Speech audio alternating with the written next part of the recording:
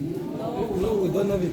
You don't have the policy. Okay. So I'll do a quick recap of the policy. I'll just go through it quickly so that we are on the same page. And then from there, from what we recap on, that's all that's inside the policy. We'll then have a discussion on what gaps, what areas may have been missed. I want you to think about it from this perspective. A lot of you are out of school, obviously you're all out of school youth. Some of you might still be studying, some of you are in business. Think about it from the perspective of what would you have wanted to learn in school or in your education, going through education, that would have better prepared you for where you are today as an entrepreneur. Remember, we're talking about Africa, YouthConnekt. Now, YouthConnekt is the business side of things, in terms of trying to connect our entrepreneurs with entrepreneurs around the world. Mostly Africa, but even outside the world. So what are the things that, as we go through these, as we go through the policy, let me know, just think about the things that you would have wanted to be in place for you, to have made it better for you as a young entrepreneur. Okay, so the education policy, education and skills development section of the policy, that's pillar 1. There's 3 main areas where we pat ourselves on the back, where we say one of the things that is great about our education system is that we've provided free primary education and free secondary education. That's a plus for Namibia. I think it's something that's worth celebrating. And then also another plus for the country is that we provide about 24.6% of our annual budget goes towards education. That's about 17 billion in this year. This financial year, 2022-2023, 17 billion was allocated towards education. Because of these things, Namibia's education system is actually ranked 3rd in SADC. So of all the SADC countries, Namibia's education system is ranked 3rd. Can everyone hear me, people, clearly? Yes. If I'm talking too fast, let me know. Sometimes I do talk too fast. If I'm talking too fast, let me know so I can slow down and then we can have the discussion. Now, those were the positives. What the policy also acknowledges that there are challenges that are in the education system. And the challenges are as follows. We've got a number of unqualified teachers. We have inadequate facilities for people with disabilities. That's true, but then I also wonder whether we actually have adequate facilities for everybody. That's something that we also need to consider. Lack of mentorship programs from childhood and adulthood is another challenge that we have. We've got a very high rate of school dropouts. Even before COVID, after COVID it was a lot worse, but even before COVID, we had a lot of youth dropping out of schools. And then lack of adequate teaching facilities. Despite us getting 24.6% of the budget, there is still an issue of inadequate financing for education. I don't know if you follow the youth, the recently concluded education conference, the week-long education conference. Out of the 24.6% of our budget, that's 17 billion. 86% goes to salaries. Salaries. 86% of the budget goes towards salaries. So the other 14% is what is used for school feeding, capital projects, and everything else. So that's something to take into consideration. So that's why they say we have inadequate financing. We have distances for education institutions. Some of them are farther than some people have to walk very long distances, and that's also created an issue of a lot of people dropping out as well. We've got a lack of membership in post-education institutions. A lot of people, after you finish in high school, very people are enrolling in VTCs and the other education institutions like NAMCO and the like. And then low enrollment in skills training, again that's VTCs. And then they've also identified that unemployment is due to a lack of relevant education and skills training. I don't know if you agree with that or not. And then there's a skills mismatch between needs of labor markets and the skills taught. Can you just repeat the previous point you did? Which one? The previous one. The unemployment. Yeah. So the unemployment is due to a lack of relevant education and skills training. Lack of relevant education and skills training leads to our high unemployment rate. And then again, the skills is a mismatch. What we are training and what the industry is looking for, they don't seem to be aligned.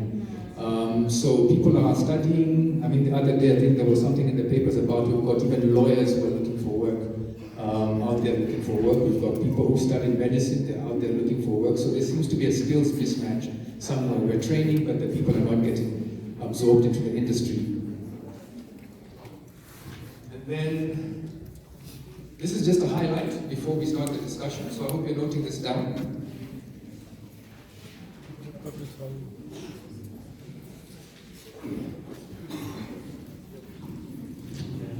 And then, lastly, we have the policy strategies for youth education and skills development. So one of the things that has been identified as one of the things that needs to be looked into is increased capacity at both the higher education institutions and TVET institutions. So increasing capacity at higher education and TVET. Increase the education chances for marginalized, vulnerable youths and youths with disabilities. And then, so the second one is increased education chances for marginalized youth, vulnerable youth and youth with disabilities. And then accelerate implementation of the recommendations of the skills audit that was done by the Ministry of Labour at the time. Which one? Second class.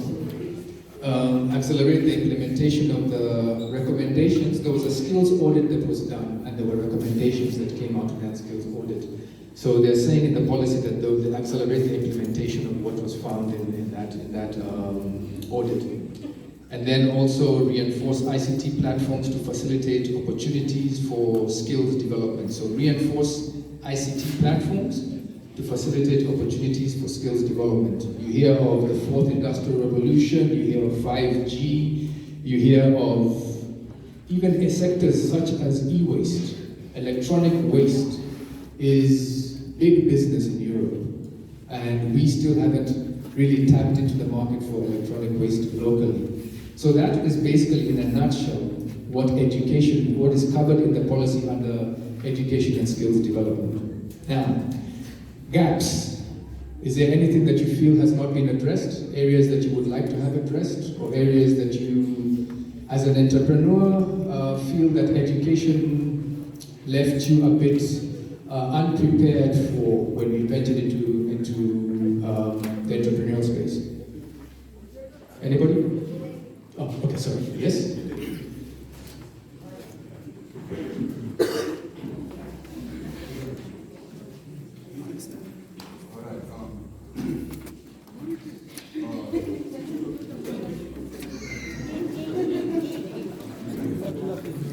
Okay.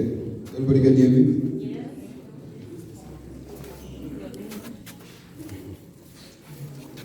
All right. My name is John Kawanda. I'm from Oshibingwe, Rogo region. I just feel like the thing that I need to mention is that, firstly, the recommendations that the regions have given in are a bit vague and broad, which means that it will pose a challenge when the implementers are trying to put in the solution. For example, when you name something like ICT development, where do you start with that? So I would suggest like going for specifics. For example, pushing for computer classes from at least grade 4.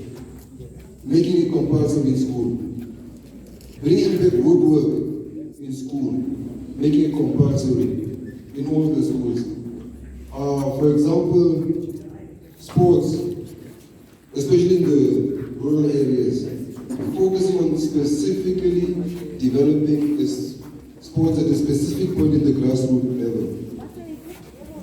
We need coaching classes in the rural areas. We need referee training in the rural areas. So those youth that are doing those activities in the rural areas can actually earn from their skills and their talents. The same applies for arts, culture. And then the other thing when I come into ICT, when you're mentioning things like digital waste, you know, for us youth that are in the regions, if you ask for a workshop to be trained on certain aspects digitally, it's a challenge because the infrastructure is not there. You do not have Wi-Fi in the rural areas. You do not have computers in the rural areas. You do not have skilled people available to provide you the services in the rural areas. So if I want someone to come teach me how to send an email or write an email, I need that person to come from Windows or about this, to come to Otjiwarongo, which in itself is a challenge already. So there should be specifics in the recommendations. Like 121 constituencies in Namibia, get at least 5 from each constituency. Train them in the basics of office administration to start with. Introduction to PC. Take them to the next level according to the computers. Like some of us want to, there's a big market when it comes to cell phones. There are ideas that we got that you can use to empower your community. But then you would need an app that could connect you to the person, Oshana, Hardap, Kunele. A specific app will do a specific task. For that, I have to go to a corporation to do that for me. But you can learn coding. You can learn how to design an app. You can learn a lot of things. Machine learning, data, you can become a data scientist. All this, we need it to be implemented from an early age in the schools, like grade 4 at least upwards, and then the youth in the community, out of school youth, graduates, unemployed, business youth, youth in business, youth in livestock and agriculture. They need to be like given the opportunity to learn. Because I can be a farmer with livestock, small stock, but I would appreciate if I could code an app that will help me do my duty better. So the recommendations, we should try to make them specific, like this is what we want, and not just say more focus on ICT development and such and such. Thank you.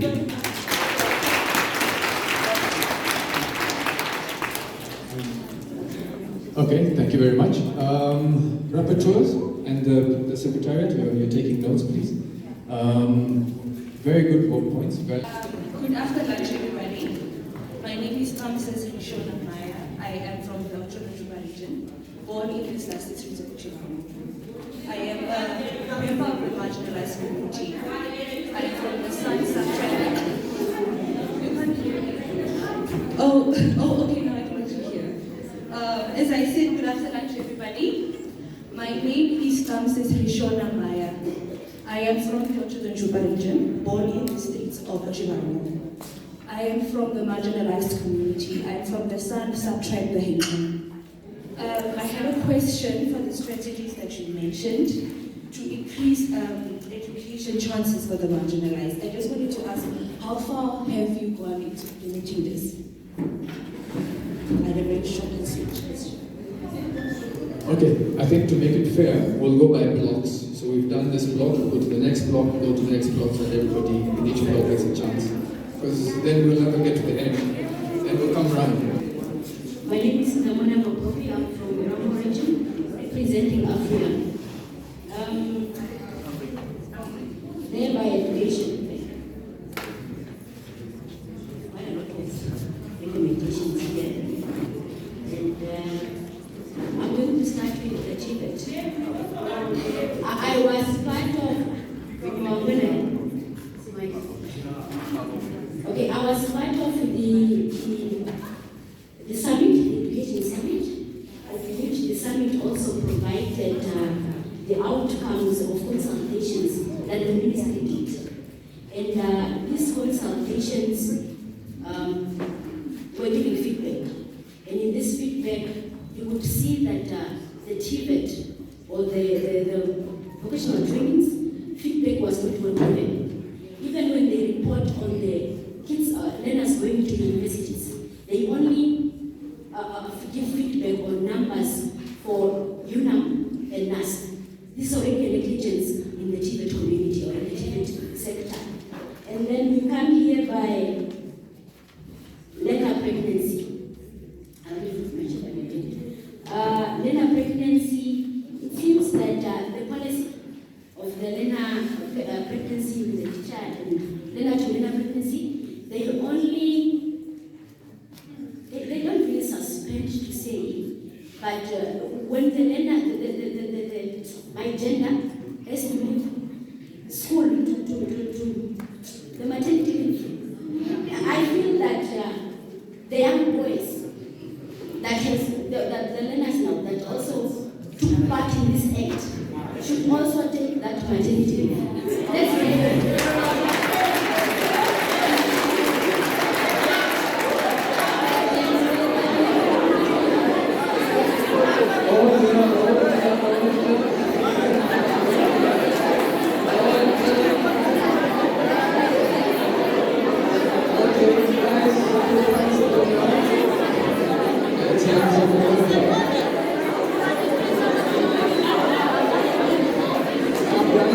Let's settle down. She's touched the nerve. Okay, let her continue. Okay, guys. Yeah. She'll sum up quickly.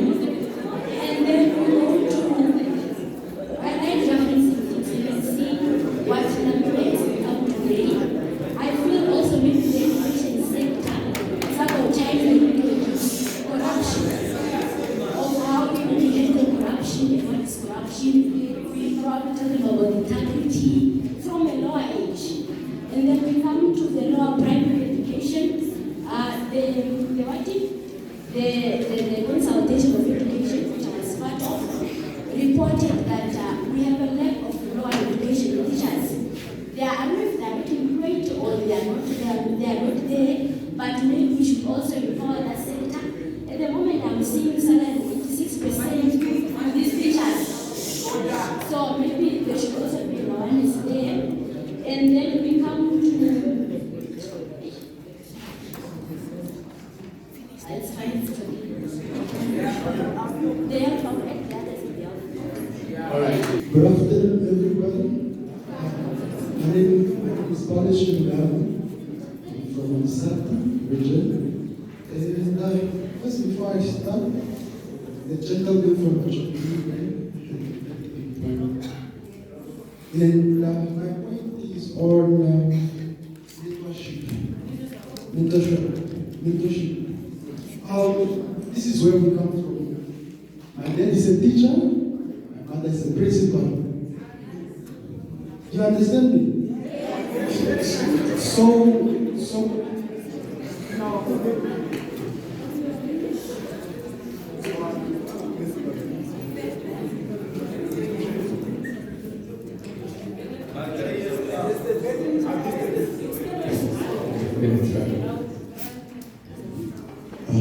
okay, start all like this. Okay, what I'm actually trying to say is mentorship lacks within our black community. The reason I'm saying so is because you tend to choose what you want to do on a later stage. For instance, maybe it's only like grade 10. That is when you want to be a teacher. You know, that is when you want to be an engineer. But then is that really what you're passionate about? Because I felt like it was actually going to work more if parents, their kids halfway. You understand? Halfway is where do you come from? What are you passionate about? Do your parents, are they willing to go out there to reach you in whatever way they're able to? Because let me give a good example about my kids. You know, school with them, so many of them are educated. Not many of them. In other words, is education really doing us well? The education, the generational wealth that we want, everybody is talking about. The job that you are having right now is going to create opportunities for your kids, the future generation. That's a disconnection. So, yearly, kids education development is very important. When you are in grade 7, grade 6, you don't know what you want to become in life, you know. But I feel like if I was taken to sport food by my mother or by my dad, or if I grew up liking animals, going to the ghetto post, let's be realistic and encourage or empower our kids. You go be a doctor, but you know what you want. That is my statement. Thank you. Thank you very much. I have a good information coming out of here. I think one of the things we also probably need to think about is possibly career days and exposing people to all the different careers that are available, so that people can get an idea of when you're choosing. You've seen a number of different careers and you know what you're getting yourself into. Okay, that one.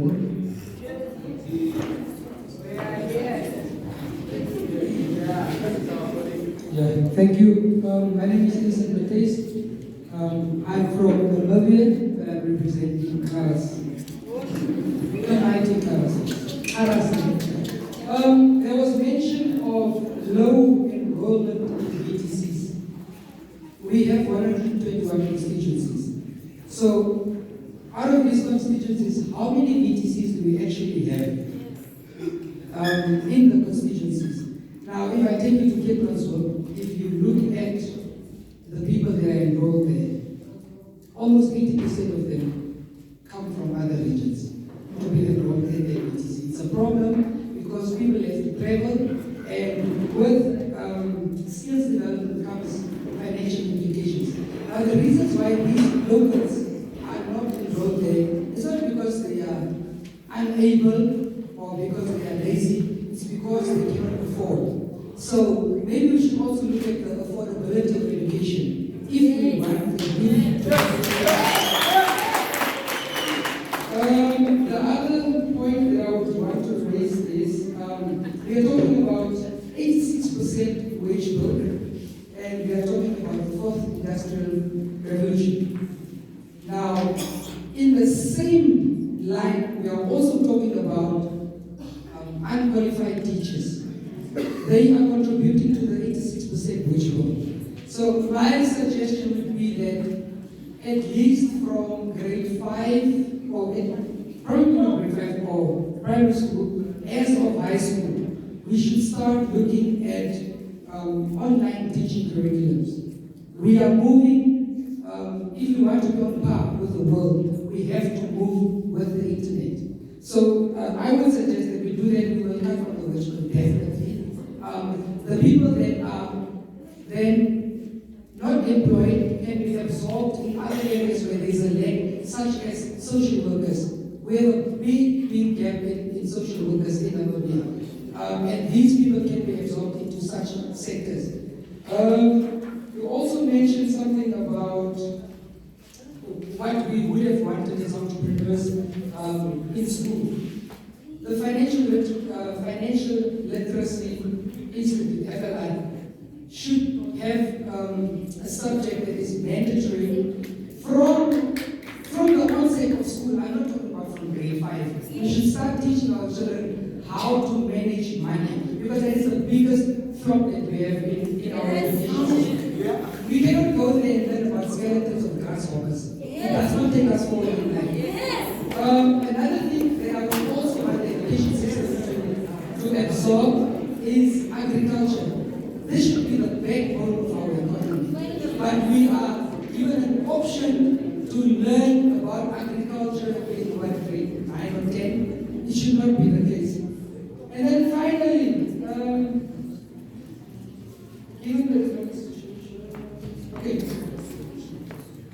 I mentioned that the affordability of educational institutions, that should really be looked at. Thank you. Thank you. Whoever's doing civic education, you've got activists, eh? Be ready. There's a question here, and then we move to this side after that. Good afternoon, everyone. Afternoon, everybody. Yes, you're amazing. My name is Tora Jemila. I'm from the mighty Paresis I would like to make a proposal instead of complaining also. Looking at the fact that the budget towards education being 24.6%, which is 17 billion, and looking that 86% goes to the salary. I'm sorry, teachers, I don't want to touch on that. I don't want you to strike. And then the rest goes, which is 14% goes probably to the rest, which is food, what I heard, and I believe maybe infrastructure or whatever. Think about it, 40% compared to 86%. So a proposal I would like to make, since one of the negatives we have, one of the negative things that was mentioned was a number of unemployed qualified teachers. And then a positive that was mentioned was that we are third in Southern Namibia is third with the education system. Now for me personally, I wouldn't even take pride in it. We are ranked number 3. And he just mentioned we have taught things like insects and skeletons in school, which is not beneficial. We had a locust thing in the south. No one is doing anything but we talk about locusts. But yes, either way, the proposal is okay, the proposal I would like to make, if you just say silence please. The proposal that I would like to make to government, educators and so on. Okay, that they really look towards the way they distribute that amount of money and invest into the country by building more schools. That way these unemployed teachers are absorbed into the system. That way we actually take pride in that number 3 and we might get that number 1. Because the pregnancy rate might is even increasing. These babies will need to go to school in future. Now, if there's no good infrastructure, there's no schools, our teachers are unemployed, who will teach those babies? Thank you.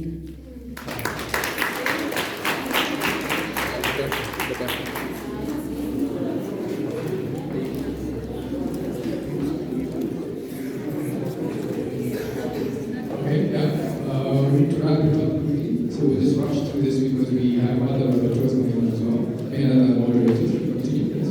Okay, all right, thank you for the platform. Police, my name is Daniel Alondora. I'm the Rogo region, the NYC. I also just wanted to add on what she said on the point of the build, to try and see what are the potential things that the Ministry of Education really should invest in. I'm specifically from the East Bay, Aramis constituency. I like to introduce the challenges that are within my area so that the others can also see. Like for East Bay, let's say this year, we had lack of classrooms. We were supposed to enroll kids for the ones that are coming from the kindergarten, the pre-primaries. They could only accommodate 40 kids. Then looking at the kindergartens that are within my community, there are a lot. So that means that those learners have to now take a gap year. They are already within the year for them to start pre-primary. And then because of lack of classrooms, they are forced to stay home for a year and then maybe see whether next year they will be accommodated. So we should really try as young people to advise our leaders to really invest in building infrastructures to accommodate more learners and also to create the opportunity for the graduates that have graduated to become teachers. The other thing is the government facilities. In this day, I don't know, Mr. JP, you're from the NYC, I don't know whether you're familiar with this day that they are having one of the also biggest NYC facility, NIS facility. But then it was abandoned, currently that facility is abandoned. So for us also young people to see that this is our tax money, it's invested in for us to get vocational training in such an institution. But then what I see now with that the place which is rented like that, the future prediction that I see for that money will be rented out either to a private institution or something else. And then for us to enroll for that institution, if it's not a government institution, we are already having this financial obligation, we will be able to enroll in those facilities because it belongs to a private owned person. So let us just try, instead of abandoning such a quality facility, I am inviting you all or whoever that will be able to come to your own region. Just come and visit that facility. I don't know now at what stage is the ministry that is responsible, specifically the ministry responsible, what stage are they to engage in what is the process of trying to rectify that case. But then I really want us to be trying to save all the facilities that were meant to invest in our community, especially the young people, to revive them and to make them live again. Thank you.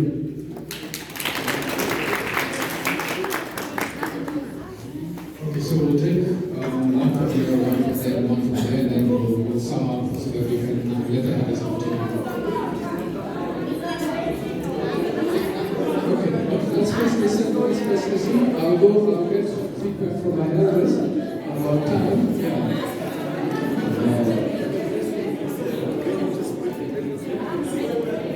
Okay. Good afternoon, colleagues. Let's listen. Good afternoon, colleagues. I'm Rahman Frederick, again from the Karas region. There's a growing concern about the practical part of our school systems. If you talk about designing technology, homology, then we are only taught the theory part of it, and not the practical part, like in the past. So it really creates that it deprives those ones that are not good with schoolwork, but rather with their hands. So it deprives them from that opportunity to become someone with their skills. So I would rather suggest if we can do something about maybe helping those ones with that are good in homology, design, tech, and even entrepreneurship. There's a lack. It's only entrepreneurship day. That's the only day in 365 days in a year that we have a practical something for entrepreneurship. And we can also talk about agriculture. We don't have enough practical, not centers, but in the school system itself, we don't focus on the practical part of it.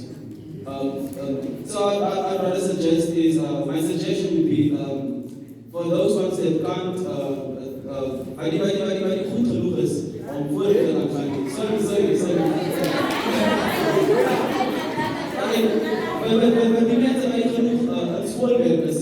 if we can take those ones that are good with their hands, homology, either entrepreneurship or whatnot, and then just divert them to, on a early stage, like get them to that certain, if it's private or government owned or whatnot, get them to a school where they can focus on their skills, and then go from there.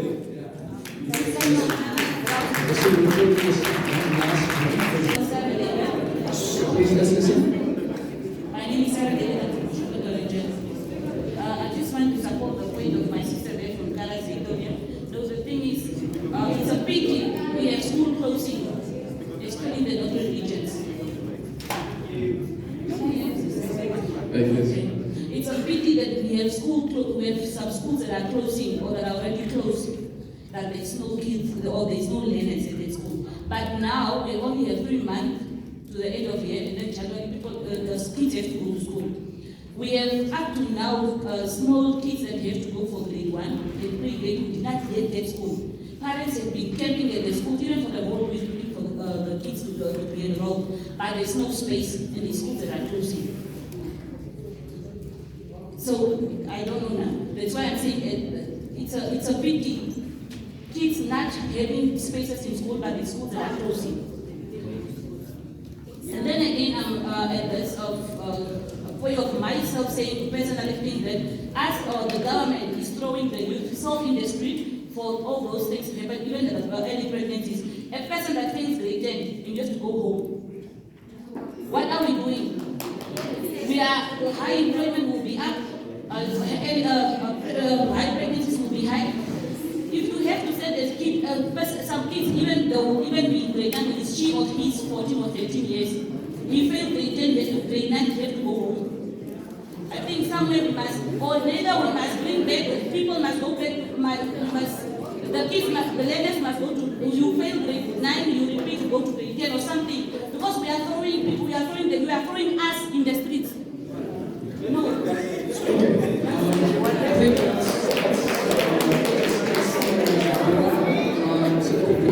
Let me try and summarize quickly before we move on to the next point.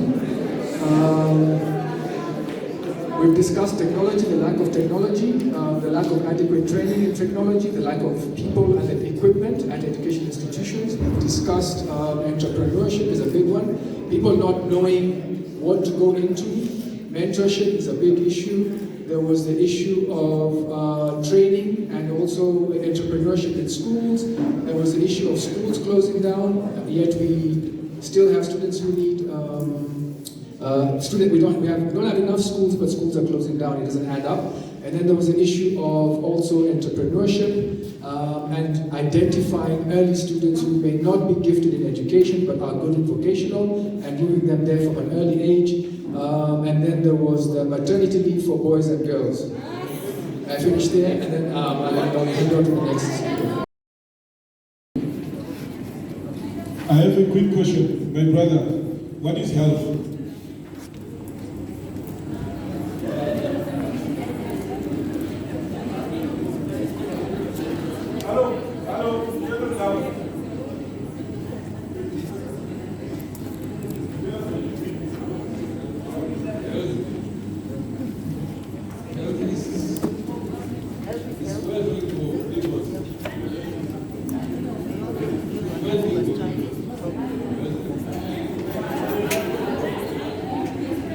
Okay, thank you. I'm someone I will explain as healthy as I can say healthy is when you have the society that is free from all the sickness. Thank you. When I was growing up, I got to know that health is when you don't have HIV. No, you can laugh, but there is that issue. Yeah? We don't really understand what is health until we know. Yeah? So it's important for us to listen a little bit so that I can just bring this forth so that we can know, so that we can open our thinking when we are contributing. So health in essence is defined as the state of physical, mental, and social well-being. Not simply the absence of a disease, and why because you don't have HIV, you say, no, I'm healthy. But your mind is not healthy. Yeah? You cannot even run 100 kilometers when you come to the end, to the defense force recruitment. Yeah? So you see, so health is bigger than just the disease element. Yeah?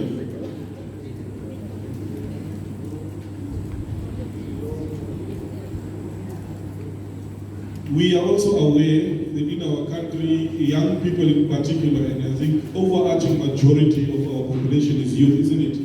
Yes. And we are at the receiving end of the various socio-economic challenges. Yeah? Socio-economic challenges. The problems that comes from our social being, from the economic spaces, we are challenged because we as young people are the majority. And some of these challenges, we have already touched on some of them in the previous session. We have the high teenage pregnancy, we cannot ignore. Some regions more than others. The ministry, along with the line ministries, along with the development countries, exploring ways to curb high teenage pregnancies in schools. The high HIV incidence rates, but they are saying not infection rates. Because you can be affected as well. So it's incidence rates. Issues of mental health. We have heard of late that scores and scores of our young people are committing suicide abruptly. Scores and scores of our young people are killing other people. There are so many issues pertaining mental health. High levels of gender-based violence, or as we say in the youth space, violence with a Y. Yeah?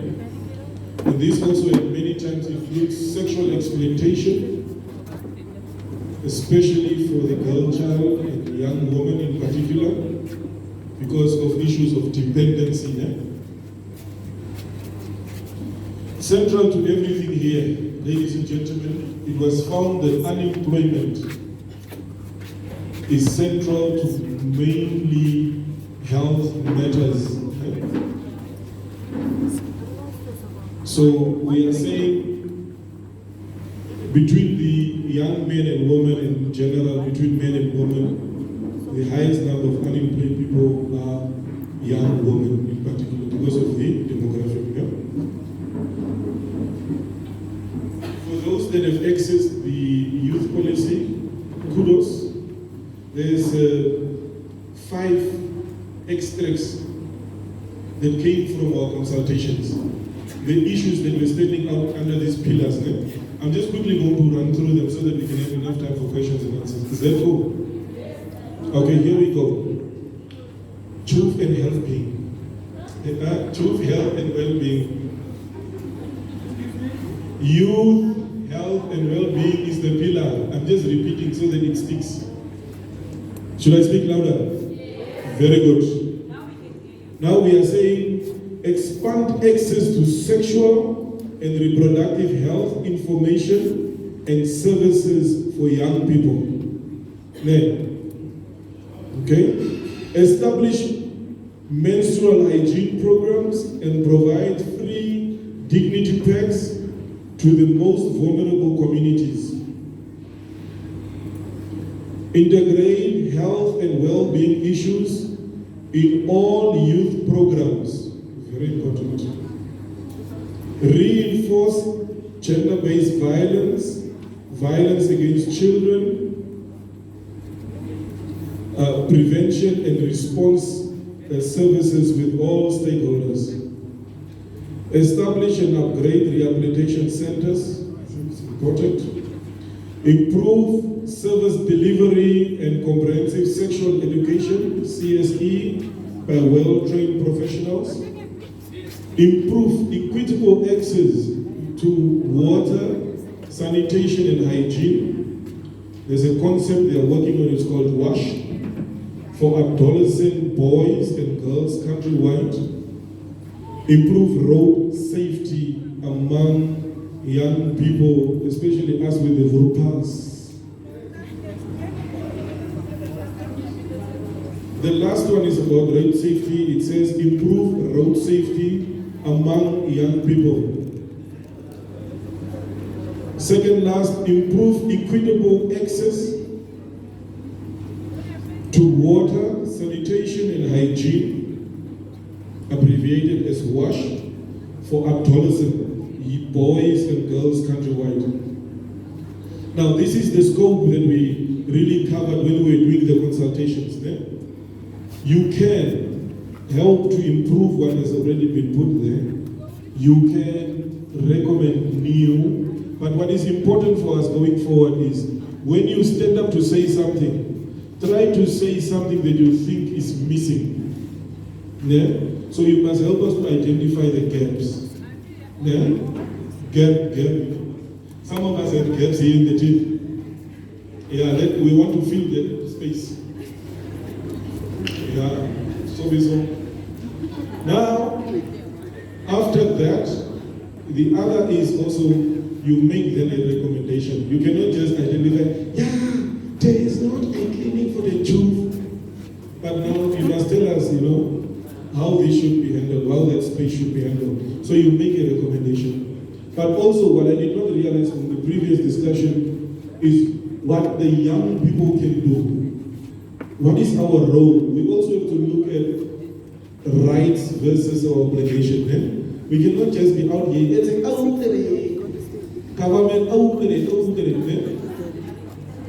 So what is our role? How can we come to the table? Ladies and gentlemen, with those few words, I'm getting right into this juicy, healthy discussion. I think my name is George. I'm from Oujiwarongo region, African. How far does the policy speak to volunteerism? And I think it also speaks a little bit to SP1. Insofar as you say that you have a lot of unemployed graduates.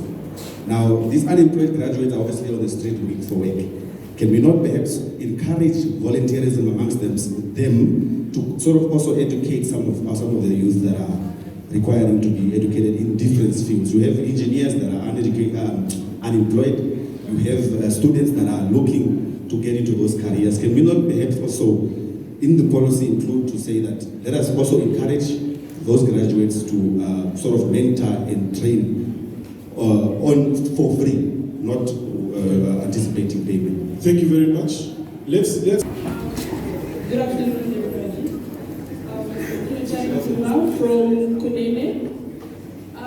I know we already have a program for gender-based violence, which basically mostly looks on the women's side. Can we please come up with something to also help the boy child?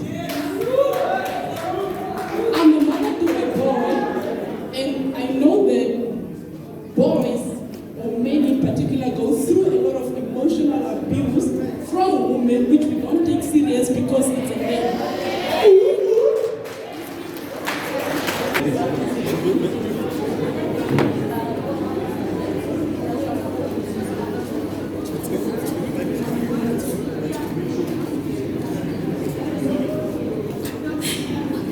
I'm sorry guys for my voice. Let me raise my point. My name is Otjiwarongo from the Oujiwarongo region.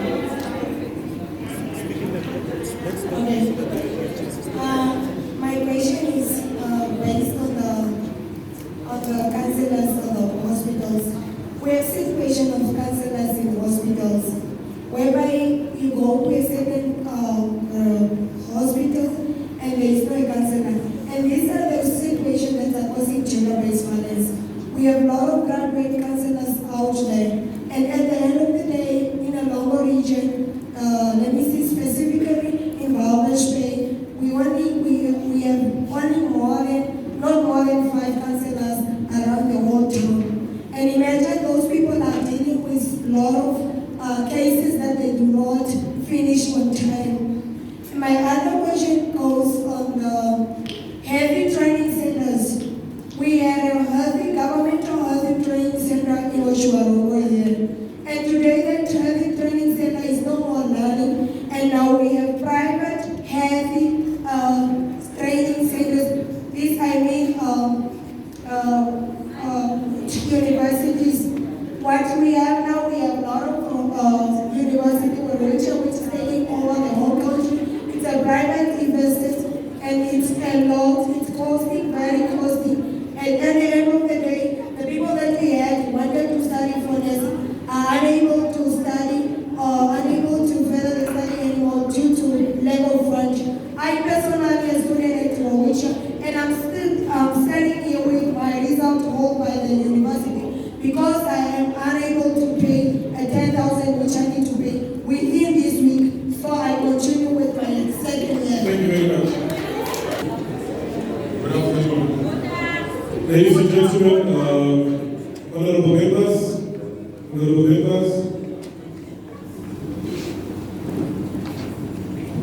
good afternoon, fellow young people. My name is Rian from Zambezi region.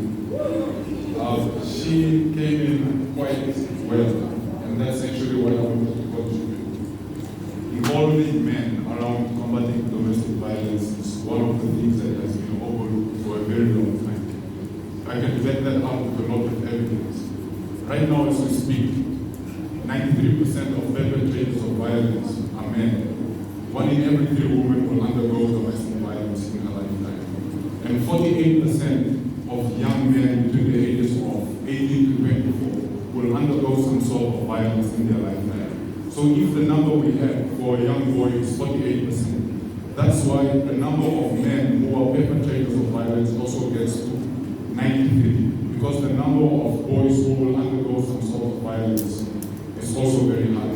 So we need an intervention that comes at grassroots level, especially when we talk about early childhood development. This is where we need now to introduce methods that are going to be alternatives. A lot of times we as men, when we are agitated, when we are pushed to the corner, we do not have alternative rather than responding in a violent manner. And this is because this is how we are socialized. And this socialization comes from our cultures, our traditions, because we are mainly representatives of the communities that we come from. So the responsibility that we each have as young people is to try to make sure that we make the society better, so that it is healthy for every citizen that builds up that society. Right now today there is a model that speaks about how Namibia is doing in terms of curbing HIV in the country, which is 95, 95, 95. 95% of people who are HIV positive in Namibia today know their status. 95% of these people's viral loads are suppressed, and 95% of these people are also on ART medication. So, since we already know that there's a huge problem when it comes to men accessing healthcare, we could by that say that the majority of this 95, 95, 95 is women. We still have a lot of men who rely on second-hand results. Let's say my wife is pregnant, she goes to the antenatal clinic, her results are positive. Husband also assumes that that's my result, but that's secondary. So what we need to do is we need to have an approach that appeals to men. For a very long time when you go to the hospitals today, it mostly appeals to women. I don't know if a lot of the men have seen it that way. But if we start making our health centers more accommodating for men to be able to be present in those spaces and be able to express themselves, it's very difficult for men to go to a hospital. For example, the beautiful young lady over there, she's the nurse, and I have an STI. It's very difficult to open up to this man, probably because of my traditional beliefs, my religious beliefs.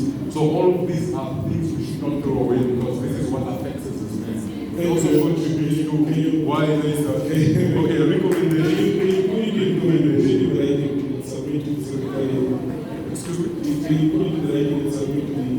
Let me just give the recommendation, then I will also. But we need them, because we need to be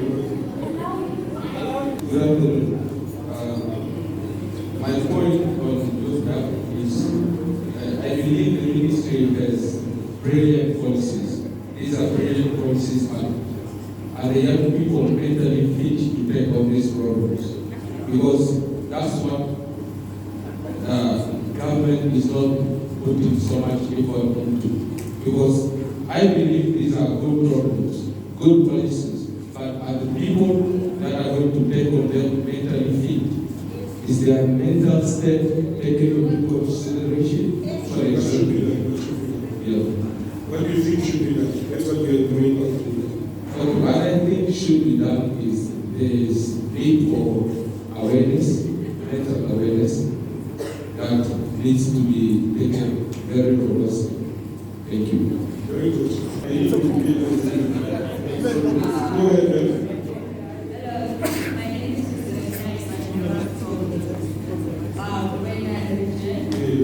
My point is on mental health, and I really want to talk about something that has been looked at, or let me say, neglected. And when I talk about prenatal depression, because now and then we are hearing baby dumping and pregnant women killing themselves. I think women need to be educated, or probably everyone needs to be educated about prenatal depression, because it's something that is real. And people only talk about the mental health in general, like prenatal depression, from when the woman is pregnant. You go through a lot, your body changes, and now you be forced to deal with everything. And then now your someone else's side, and all those problems.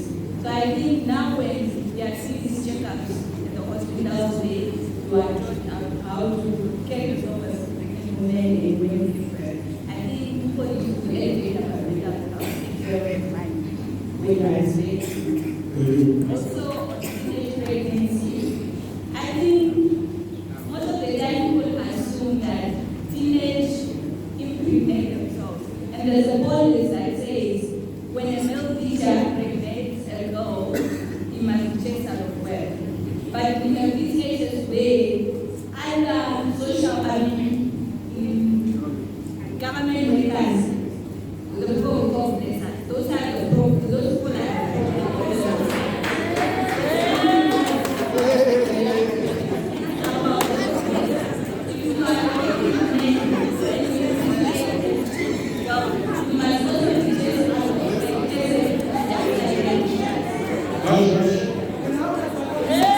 Thank you. My name is Owen Einstein. Sunshine. Yeah, I'm from Zonation, Paresis Society. So actually I'm going to point out environmental health. As we all know, as the young people, we are the future of tomorrow. And if we don't pick up that container, that thing and put it in the right place, we are going to be living in a mess. What we should be doing is also to run national statistics on the cleanest town or region with rewards, because we can't just clean our town without being compensated for it. And as well,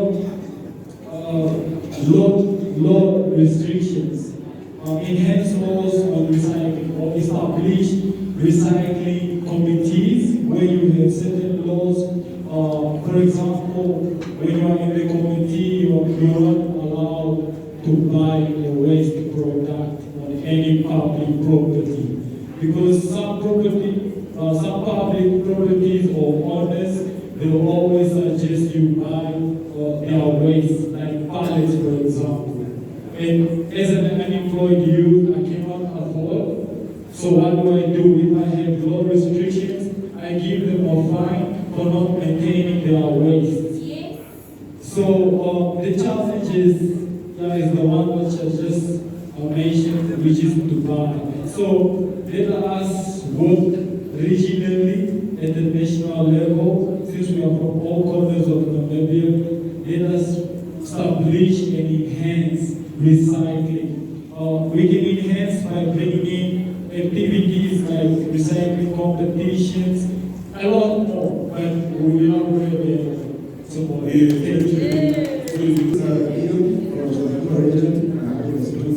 we pay attention, please? Thank you. The implement was just on sex education on elders in the houses itself. Sex education in houses itself. Like when our parents. Many parents in the houses, they don't talk about sex things and about how their kids need to use condoms and what. So it's impossible for someone to come in, listen to me, telling me you need to use a condom, while the mother at home doesn't even teach the kid how to use a condom. So we need to teach our mothers how to teach their kids about sex and how we prevent all those stuff. And also about gender-based violence. Gender-based violence, this thing needs to start at home. You need to listen to the guys. It's very important things. About gender-based violence, these things need to start at home. It's impossible because the people are beating their wives and their ladies while the things are happening at home. So if the child grows up in a violent family, it ends up being part of that child's life. So we need to teach our kids how to be gentle and how to treat their ladies and their maids. And we also focus more on men killing, and we forget about our ladies when they go for 5 weeks without eating because of heartbreaks and all this. So I want us to bring up a program to teach people how to handle depression, how to handle heartbreak, how to and all this stuff.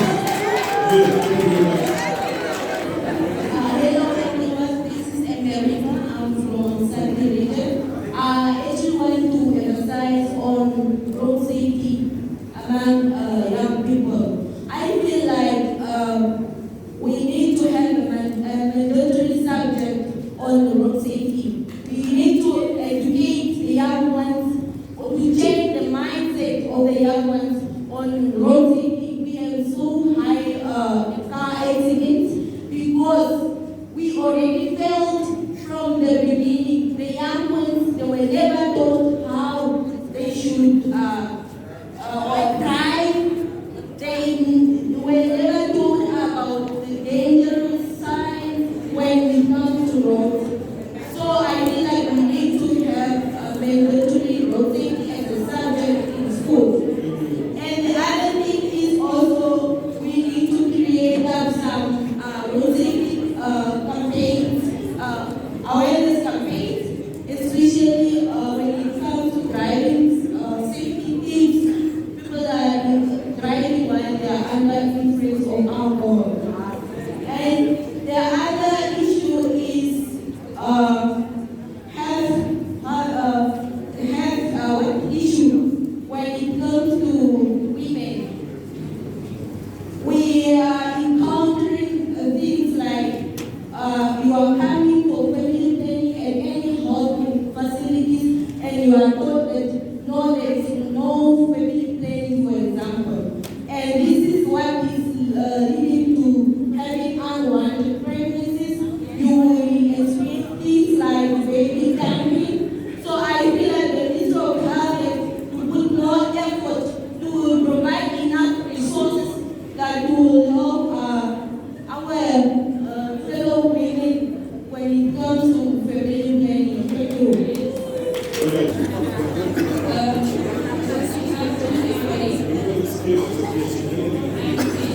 Hold on. Please use the mic a little bit for the next second. Bring it closer, please.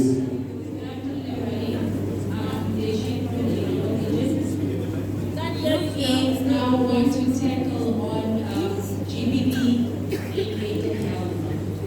Mostly when we hear about GBV, we only look at men.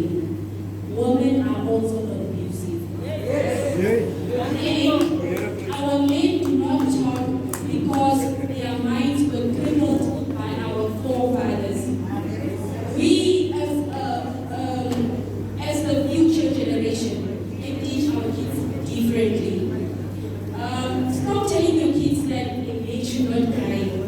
Men also have feelings, and these are the things that cause them to have anxiety, depression, and all those things. Please teach your kids differently. This is for you. Thank you very much. Going forward, I only have 5 minutes.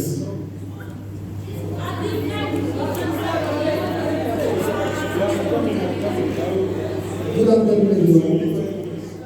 I'll try to make this quick. I think there was a quote already spoken by the leader spokesperson from that side who said that we need to give focus on the guy child. The boy child doesn't get a lot of attention when it comes to mental health issues. Most times we say that people come from broken homes, but there are kids that are also raised by mothers that are also a problem, especially for the boy child. Okay, the second issue is what he mentioned as well that I wanted to talk about. What are you mentioning? What are you mentioning? I'm coming back. Because I only have 5 minutes left. 5 minutes, okay.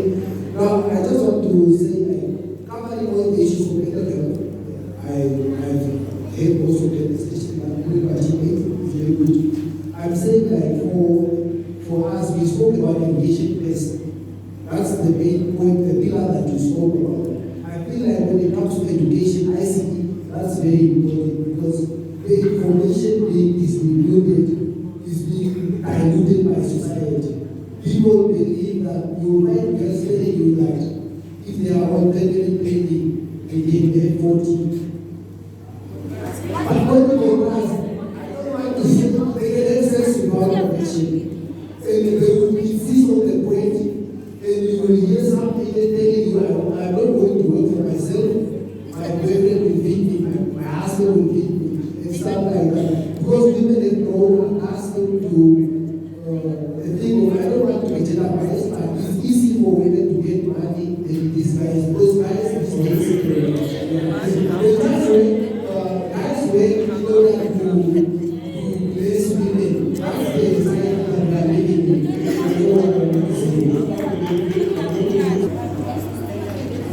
Good afternoon, colleagues. My name is Ati Daniel. My My name is Adi Daniel from Otjiwarongo region.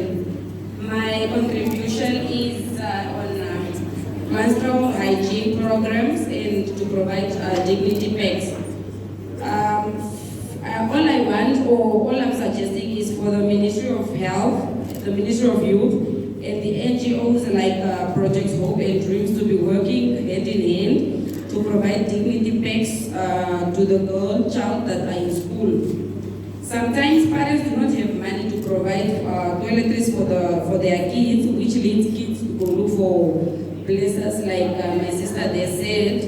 At the end of the day, the girl child might contract the virus or unwanted pregnancies. So maybe the Ministry of Health and the Ministry of Youth and the NGOs might take it into consideration. And the next question is, how many rehabilitation centers do we have in Namibia, and how many people do they accommodate? Yes. Okay. Yes. Okay, let's hear from you. All right, thank you very much. My name is Pebus Polo. I'm from Commerce region. I just want to talk about road safety.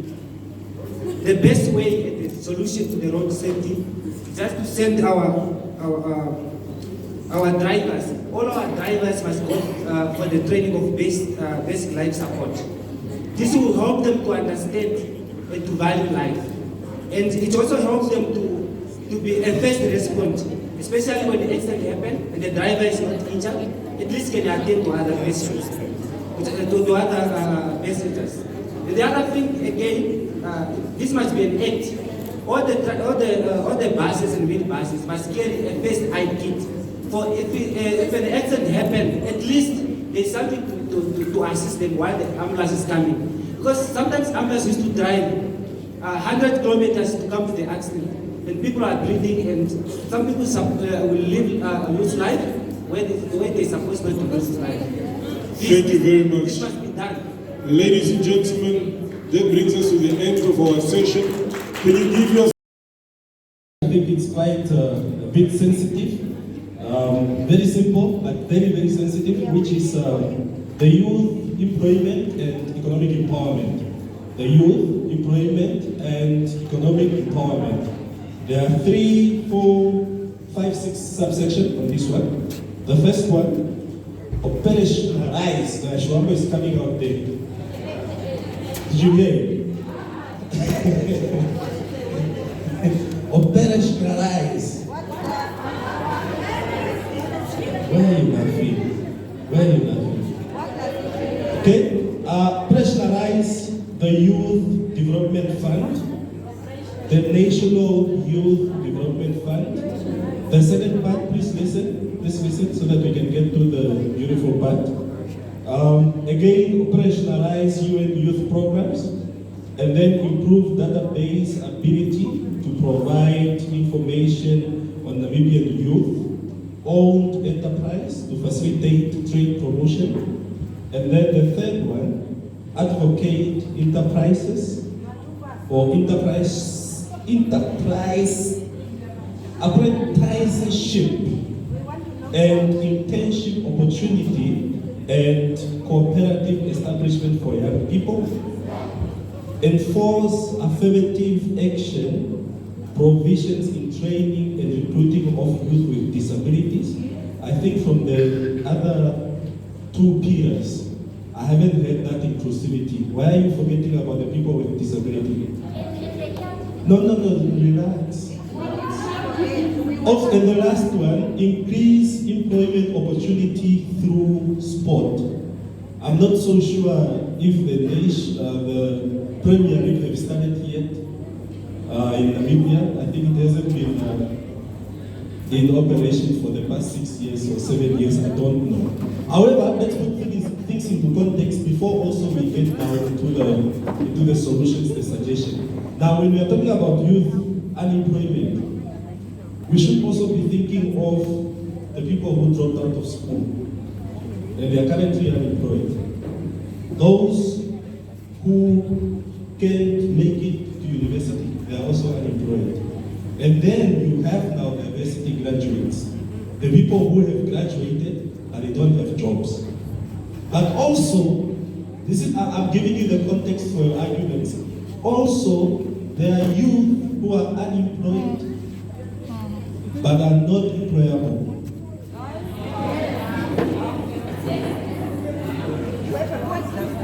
Are you listening? Should I repeat it again? The youth that are unemployed, you are unemployed, you don't have a job, but you are unemployable, meaning you cannot be employed because you lack certain things.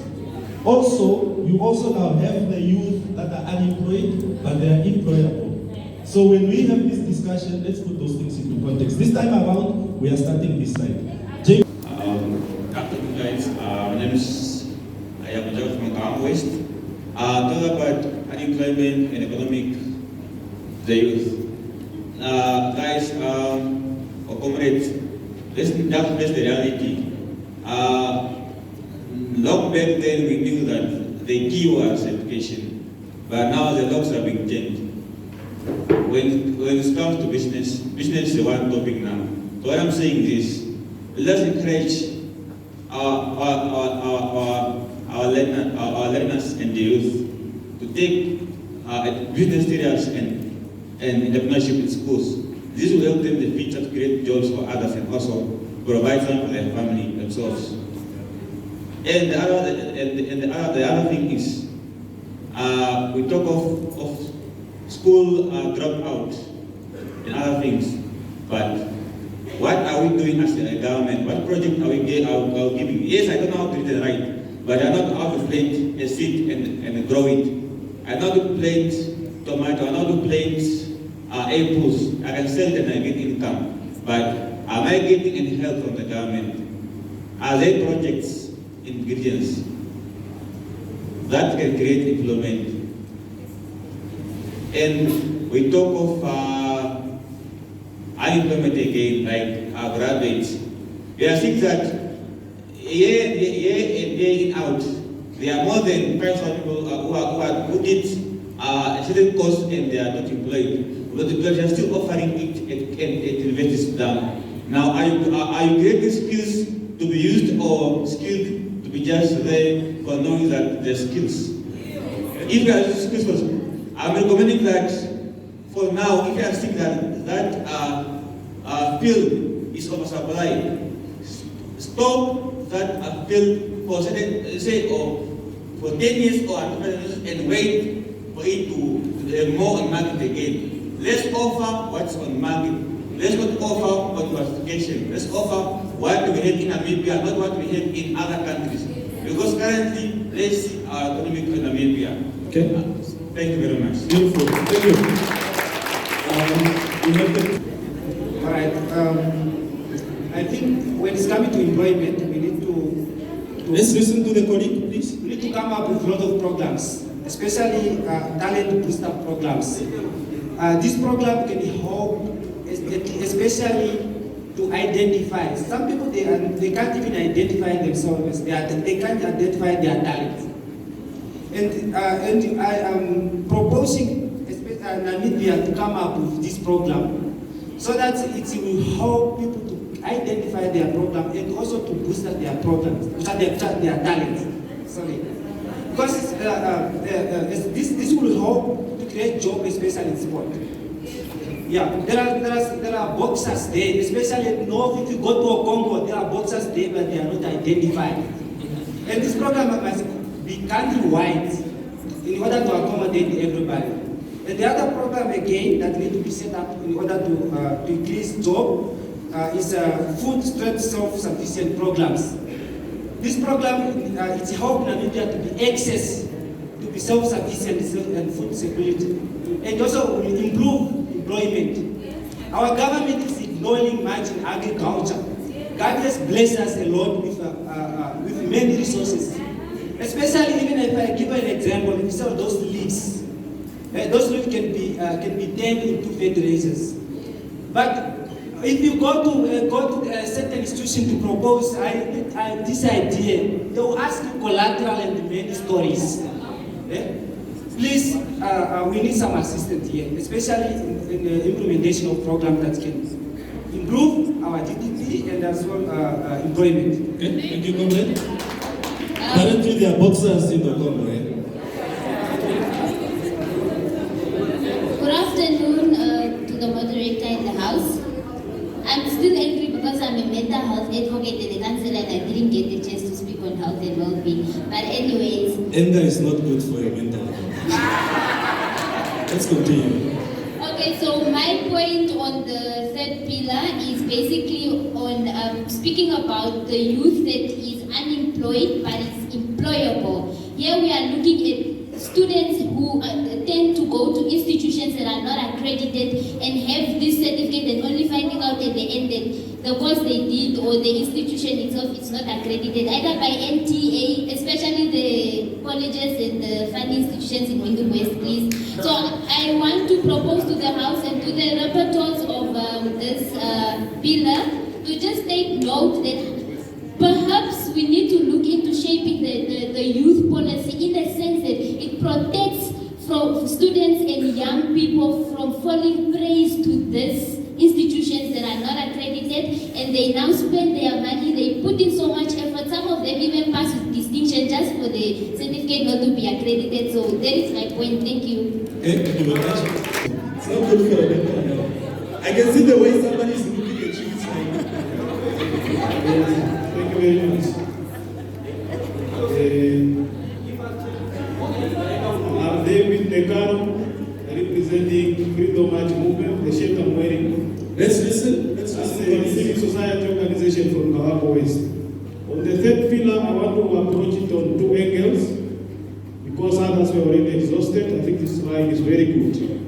Number one, I'm trying to look at the infrastructure. Secondly, I'll look at the funding. One of the factors that is contributing to unemployment is a lack of infrastructure. Let's go maybe, for example, in the education sector, look at the schools. There are few schools and the classes are overcrowded. Let's go in agriculture. Let's go in the Ministry of Youth. Let's go in other sectors. In the Ministry of Youth, for example, in Kawago West, I want now to be honest. We don't want you to lie at all. Yes, thank you. We have a renting office and they are understaffed. You see, that's already disadvantage to the youth. There are only 3, but there's supposed to be more staff there. Okay? We're supposed to be employed, you know that. Secondly, when we go to the economic empowerment or even the development of skills, so now those people who drop out of school and those ones who reach grade 10 and 12, they're supposed to come and use these infrastructures to develop their skills. They're supposed to come for training and all those stuff, so that, but we don't have these infrastructures. The same apply, I think, in the Kawago East as well. It's only 2 phases. So I think, let me propose that in our shaping of policies, we should also dedicate our efforts on building of more infrastructure. That is what we need to advocate on. Secondly, the funding. There are youth members who are trying with businesses in entrepreneurship and others, but they are lack of funding. If you go to, I was talking about collateral stories. If you go to even DPN, you will compete with big people for those loans and all those stuff. I think it is also the same apply. We need also to propose or involve, include that advocacy in our policy, that perhaps we should come up with cover letters when these youth members are applying for loans, when these youth members are applying for any assistance, maybe from companies who does the social responsibilities. Maybe the ministry should have that cover letter that this is our, thank you. Okay, thank you. Point anger is not good. I can see some people are very angry. Please calm down, calm down. Let's go. Okay, thank you very much. My name is Edwin Kawosho. I'm from Oshana region. I have 2 points, even though I have a lot. I'm just going to give 2. All right, I'll start with the funds. Every year when the budget comes out, we hear there's these funds for the youth. Now you go to these offices, you write a whole project proposal, you write all these things, and then you go there, you are told, no, you're supposed to come from where to where. You go to the councillor, no, you're supposed to go to this office. You go to the other office. What happens? The year is over, you do not do anything.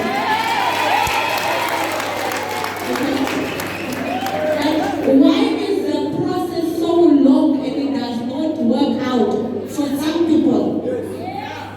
Okay, the other thing is to the employable candidates.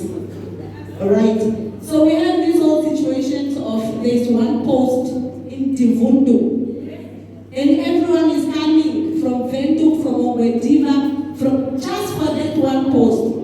Why can't they do it that? If you are from that region, at least, because we can already see the economical situation, why don't people from that region at least apply? And if by chance I'm going to want to go to a different place, then when I'm working, I can make a transfer. I really have a lot to say, but let me give a chance. Thank you. Please, let's pay attention. Yes,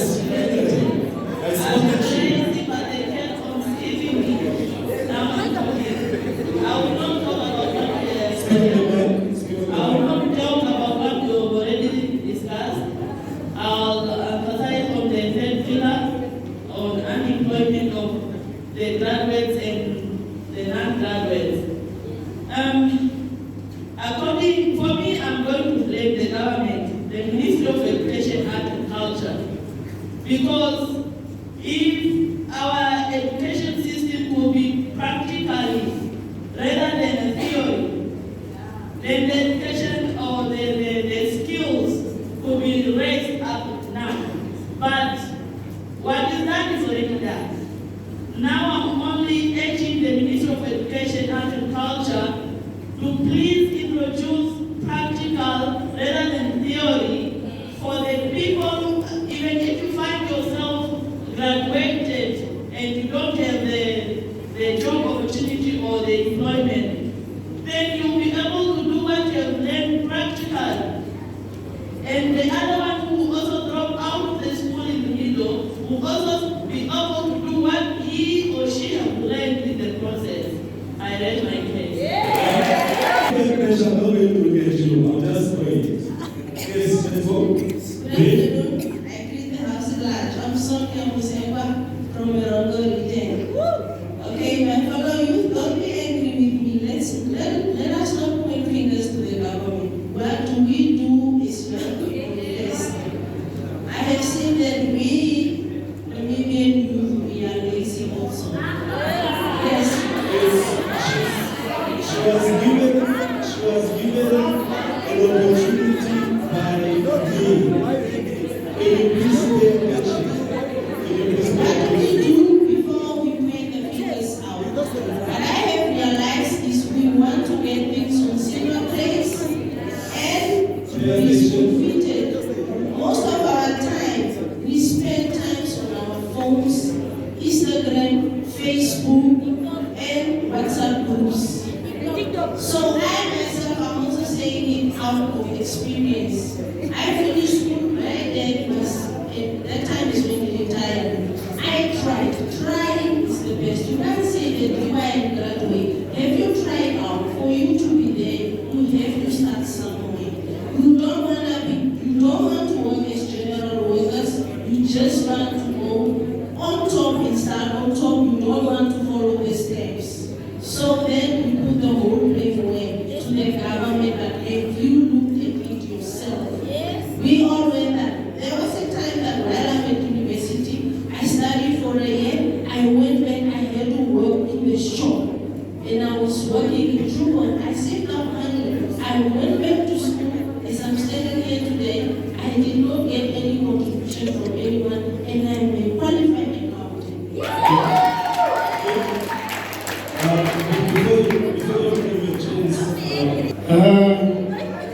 Mic check, 1, 2. Good afternoon, everybody. My name is Otjiwarongo from the Mighty Paresis region. I am an entrepreneur in marketing, which means I can be an agent for any industry. I would like to contribute towards job creation and also highlight on how sports can also create employment. Firstly, I would like to start with the recently fish rod. Fish rod has proven that there is job opportunities in the fishing industry because there came millions of money through fish rod, and I like. So, as youth officers, it means that we can actually buy 10 ships that can employ youth to extract fish and supply the entire world. That is job creation. And fishermen do not need any qualifications just to pull nets and catch fish. So the unqualified youth, that's job opportunity for all of us. And then secondly, the mining industry. Namibia extracts a lot of minerals, and then the minerals goes out of the country. I've worked for Namibia for 7 years. I understand mining from stripping, from extracting to the metallurgy plant, and then to the cleaning, or what do you call it, polishing. We know that diamonds produce, let me say, iron, all the hard metallic products in the world. When are we going to produce the final product within Namibia? Yes. When are we going to produce the final product in Namibia? I understand that Namibia is a developing country. We cannot also say that our leaders haven't done anything. But when are we as youth going to become creative by saying, let's use our minerals and produce the final product within Namibia? And this comes with all the minerals that we have in our country. Thank you. That point is clear. And then I move to the final point, which is sport. Yes. Sports have been neglected all these years. We just focus on one employment strategy, which is mining and all these things. Youth can be employed 10%, 20% from every industry. We as youth, we can create a bricklaying company that can maybe build 10 African level stadiums within our country and host a Diamond Cup. Which country would not love to come play a Diamond Cup within Namibia? You want to tell me Arsenal would not like to win a Diamond Cup from Namibia, a cup produced in Namibia? It creates employment in hospitality, it creates employment in SME, and it creates also our sportswomen and men recognized by established agencies within the world. I think.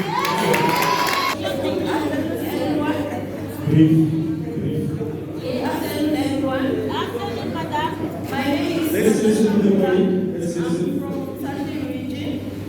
I'm a youth living with disability. I would like to talk about the issue of students. I would like to talk about the issue of students at higher institutions that have went through the years. They have studied very hard, obtained qualifications, but due to funding, they are unable to get their qualifications because of outstanding fees. This is a big problem because these people have gone to school, but at the end of the day, they are at home roaming the streets and they cannot get employment. If you are lucky enough, you perhaps get an academic record. But for this academic record, you cannot apply for employment with this academic record. Maybe some of them that even needed back 2019. When you apply for a job, there is no way someone will accept you with an academic record when there is someone that has a qualification, a certificate.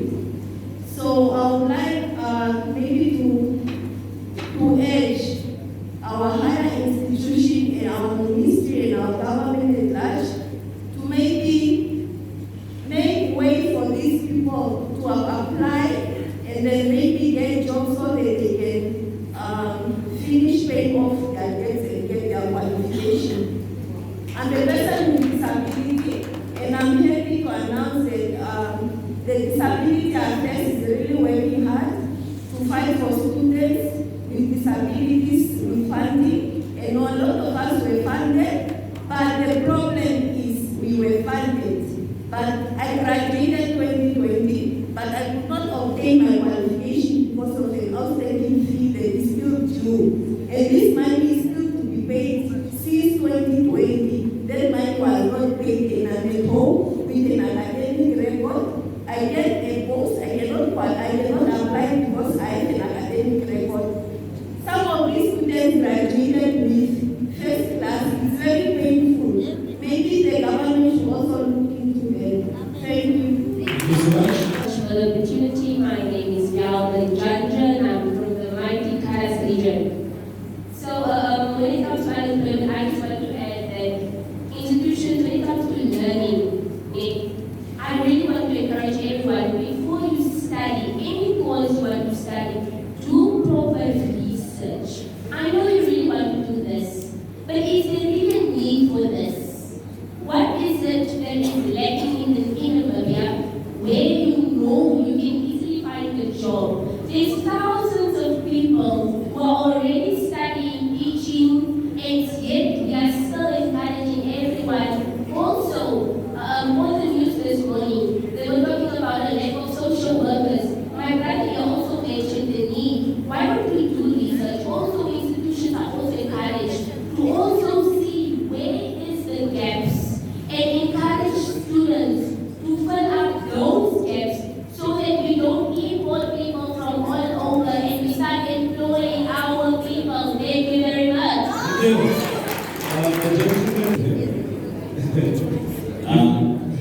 Good after lunch. My name is Alphonse Matthias. I'm from the hosting region, Chosen Juba, hailing from Grootfontein.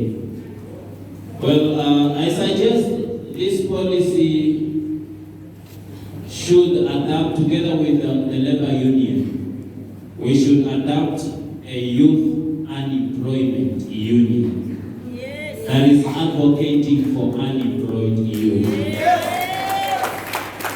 Because Namibia is actually producing employees more than employers. What is happening is that most of the young people are actually aspiring to be employed in the government, but we are not looking at having an opportunity for you to also create employment for others. We have the SDG 2, which as a country, I think we have moved away very fast. SDG 2 was actually promoting food security and sustainability. And Namibia, we know we are a country blessed with good soil. We have a lot of water. We have a lot of minerals. If the SDGs could be adapted within the education system, our young people understand what do the SDGs stand for, what are they advocating for, and they promote them in education, we will not be struggling with unemployment as a country. Because number one, let's look at agriculture for instance. There are a lot of opportunities within agriculture, whether it's horticulture, aquaculture, crop or animal husbandry. There are a lot of opportunities there, but then young people, we are not introduced to those opportunities. If we adapt it from the education, we implement it, whether after school, after grade 12, even if you don't go to university. I mean, our culture is actually, we are gatherers. We are all agriculture. We come from rural areas where we produce maize. But then you see that As a country, we are importing maize in Namibia worth 100 millions when we could produce those maize ourselves. Chili is coming from Zambia when we as a country could produce chili. We are mining with charcoal, but the charcoal that we are mining, we are exporting it to South Africa, and then it comes back to us again. We buy it very expensively. We have timber issues. People in Kavango, they are actually producing timber. They are selling those timbers to Chinese. When we could create an opportunity in Namibia for us to be sustainable, okay? I think we should. Okay, one last point. Can you make it brief? Yes. I think we should also look at investors. When investors come, they first stop in Windhoek. Those investors, they are introduced in Windhoek and they tend to invest in the capital city. If we can push investors to rural areas or deep inland, there are also opportunities in rural areas. Thank you for the opportunity. I'm Arthur Namgura from Angana region. I do art and craft. I just want to advise my fellow youth to use their talent.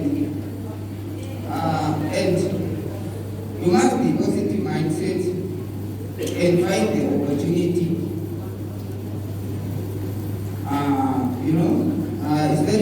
It's very difficult for us to find sponsorship, as my brother said.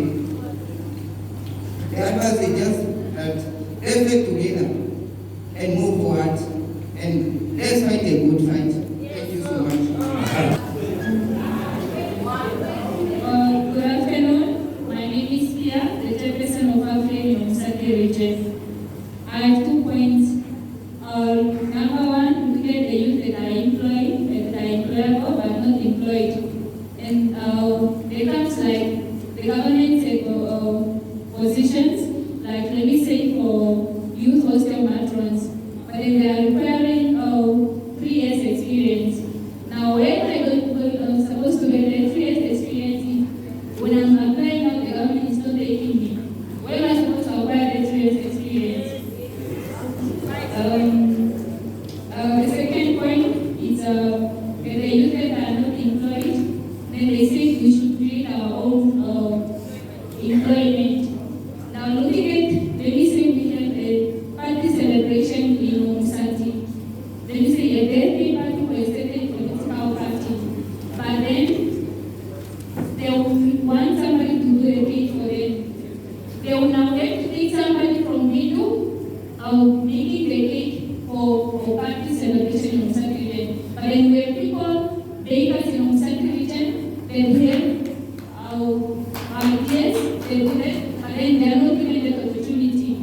Maybe the government should look at it when they are coming to the regions, they should consider people that are in the regions instead of taking somebody from far and then coming to do that specific region. I thank you. Are you calm? Yeah, I'm cool. How many everyone? My name is Badura Katupathe. I'm actually from Kagara constituency, Please, sorry for my language or whatever, English, how it is, whatever, but I'll try my best. Do you want to speak in Ojerero? No, we're trying English. Okay. Try different tribes. No, we want to be inclusive. We could translate it. I'll try my It's best. okay. I'll try my best. Okay. Guys, I'm disabled. I'm having an epilepsy. I lost my education. And I didn't give up. I'm still fighting. Speak in the mic. I'm still fighting, as I said. I'm under disability. But I didn't give up, and I'm still fighting. As I'm standing here now, I'm having my own construction business.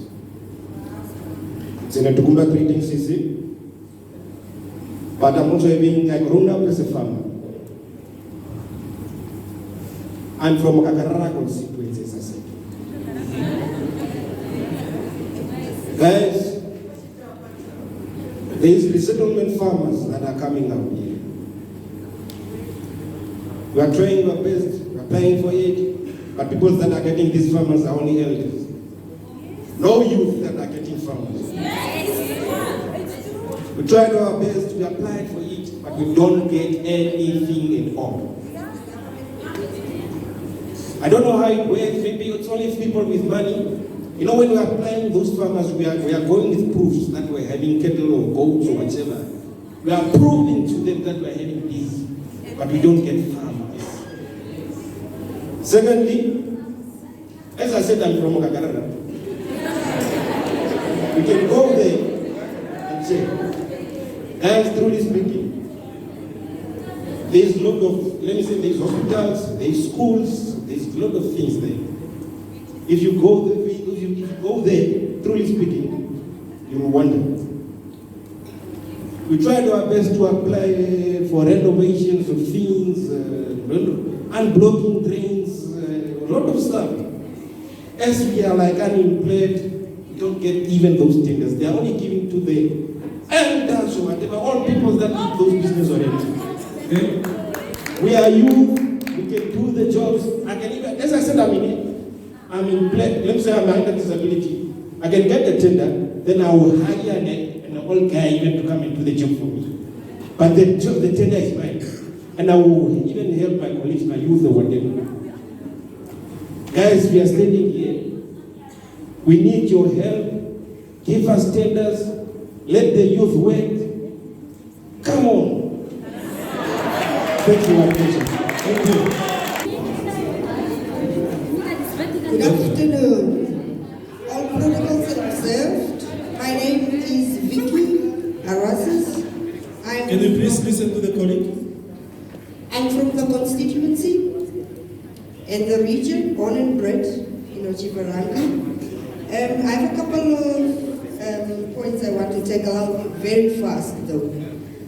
The main issue is education.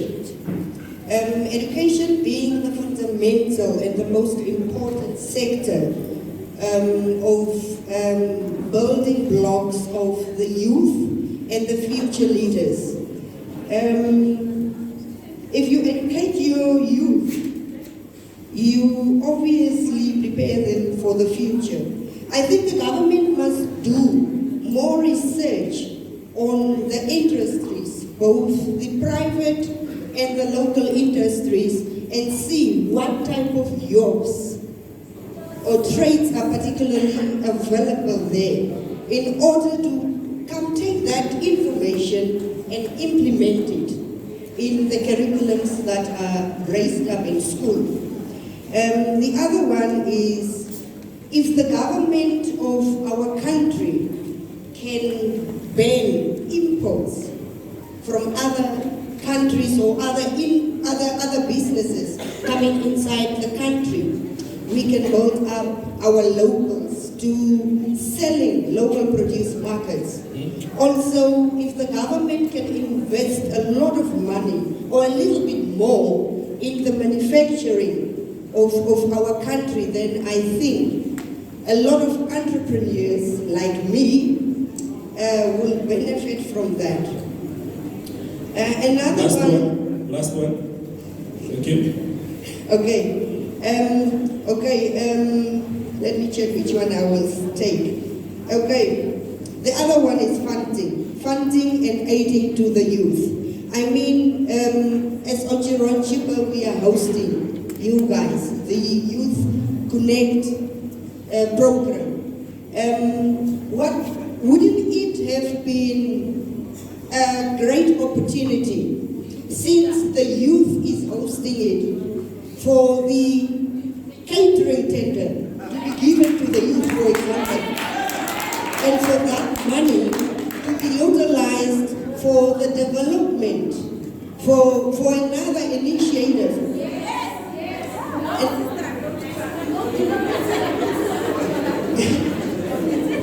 Okay. That was the last one. It's okay. It's fine. Thank you. We don't know. Okay. Then we have the last one. All right. Good afternoon, everyone. I'm Israel Gavisep from Paresis in Kunene. They always like to say, teach a man, give a man food, you feed him for a day. Teach him how to fish, you feed him for a lifetime. What they forget to say is, if you do not give him a fishing rod, he does not have the tools to go and catch that fish. There's a lot of barriers to entry that are set up to disenfranchise the youth from getting into entrepreneurship positions. The one that I would like to speak about, there's a lot, but I will be brief, is collateral. We as Africans do not have a lot of generational wealth. We do not have houses that we own that we can go and put up at the bank to get the loans. What I would like to suggest is tie training programs that the National Youth Service, the councils, and all these various programs that we have, tie those training programs with grants. So these people that are enabled, that are taught, that have the skills, also get the grants to be able to buy the starting equipment that they would require for them to start their small businesses. And then the second one that I would like to put out to the house is I would like to challenge all of you guys to partner with your local youth. And I started my tutoring business in 2016 while I was still a teacher. In 2019, I left education entirely so I can focus on it. For a very long time, it took a while for the tutoring business to get off ground. But once I started to partner with the local youth that were in my community, train them, get them on board, is when it actually started to get off ground. So those are the two recommendations that I would like to give. Thank you so much. Let's have last one. And then we can do the last mirror with the Reverend. Okay, good afternoon. My name is Daniel from Kunene. Speak in the mic, sir. Let that voice come out like you are coming from Kunene. Yeah, my name is Daniel from Kunene. I have only 2 points that I want to raise. Then first, before I not raise my 2 points, I want us as youth and the young people, first of all, to look to our product. That is our kid. That is only that why I want to let us, so that when you give birth, make sure that you support that kid so that they cannot come complain. Same complaint that we are complaining here. Okay, I'm sorry maybe because some of my points take all 4 pillars, like education. Our education system that we have now is content-based. That's why we spend a lot of money in education, but we have a lot of unemployment youth. Why? Because our education cannot teach us to go and do something. It teaches us to go and paste what we learn in school. It means we need to look on that. That is my first point. My second point and last is on employment. I don't have even grade 10, but I own my company.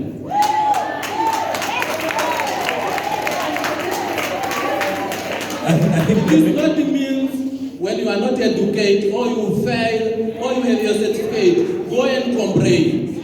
If we are complaining, you cannot achieve anything.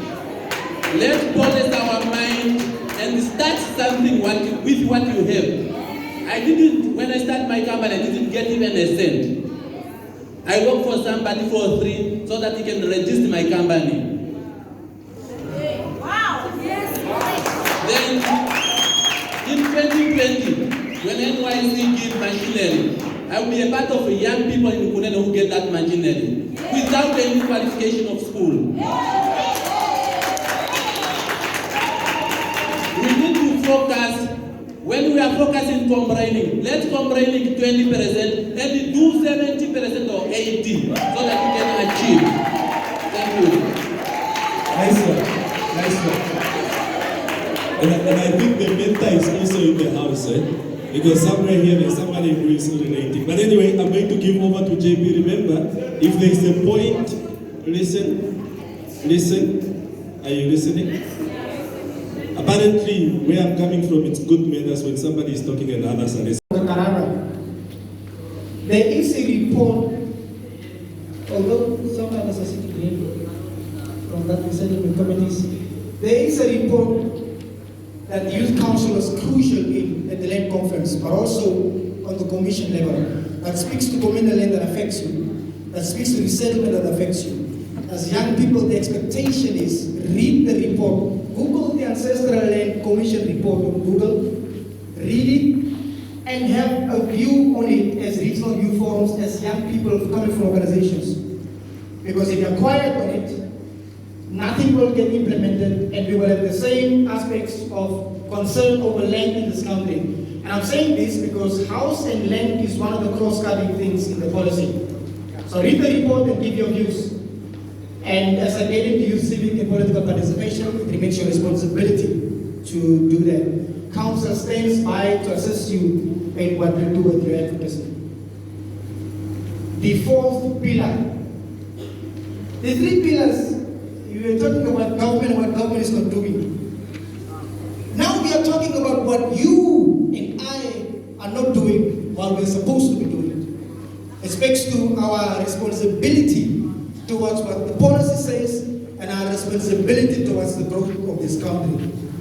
And so, generally, I speak to you from the National Youth Council Act 3 of 2009. You can write it down to Google it to know what its mandate is. It's the NYC Act 3 of 2009. It speaks about fostering a spirit of national identity. It speaks about you must be a productive citizen. Are you at this point a productive citizen as you sit here? You are? Do you add value to your community?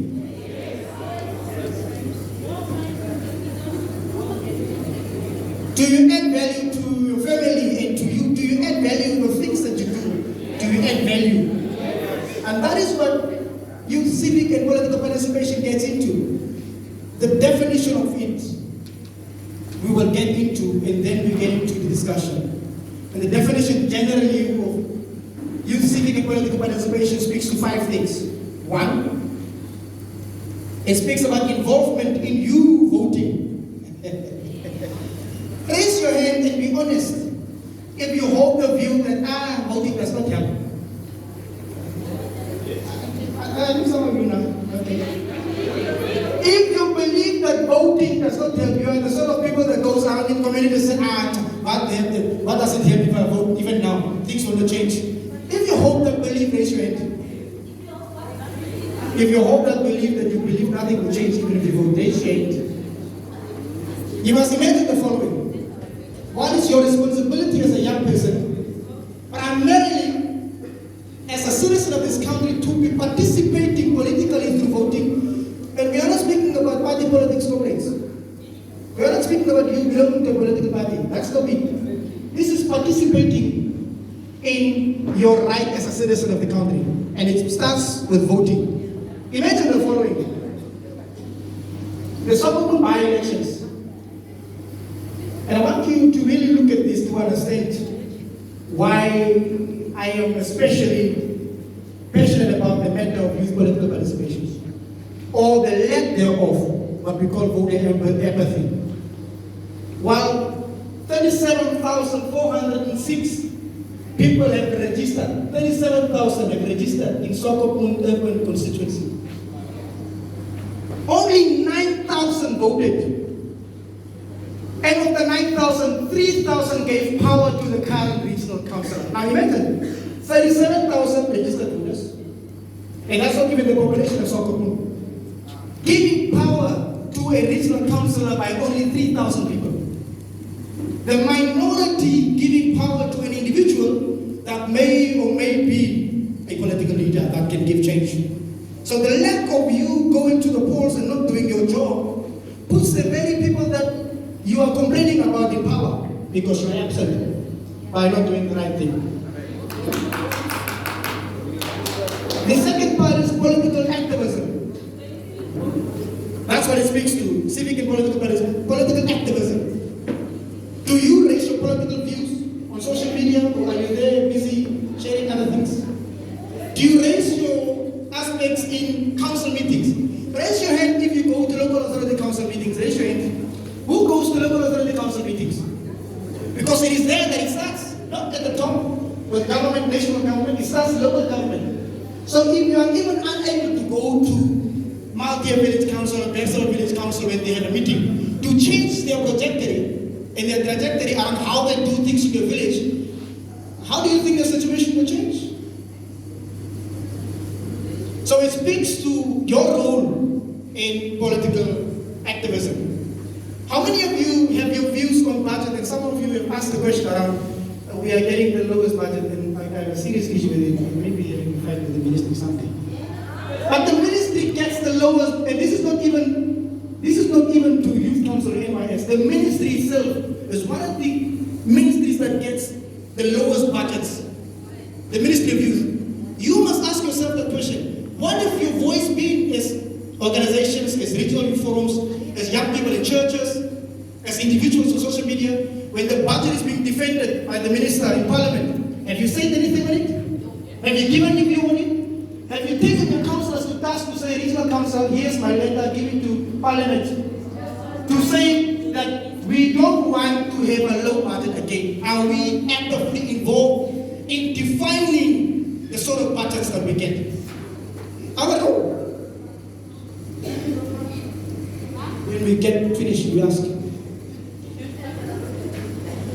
Volunteering is the third pillar of civic and political participation. As a young person, are the components of volunteerism that is within you, and I know to a large extent there are organizations and companies and things that are exploiting your time. I know that. I mean, they are. But the principle of civic participation is to volunteer. Because even if you may not have a financial return on it, there are skills returns. And the very thing that companies will ask, you must have 3 years experience, you will get from volunteering. The 3 years. You are at UNAM for 3, you are in your 3rd year. Some of you have maybe not even gone to volunteer somewhere, because maybe you may get that experience. But civic participation speaks to you volunteering, and this is not just for work. This is volunteering in your community level. This is volunteering even in the political space. We call them food soldiers. There are people from whatever political party is that have spent years politically participating, running around, campaigning, helping. Today, in one or the other way, they have become leaders within that space, although some are questionable. The last one in that definition of civic and political participation speaks to community engagement. How often do you pull your community together? Engage your community on what are some of the things that are wrong and how you can play a part in solving it. Yes, we know local authority council, regional councils are being problematic and are problematic issues as well. But we're speaking about what role you bring to the table around civic and political participation. Pillar 4 of the policy has these 2 things. They're just 2.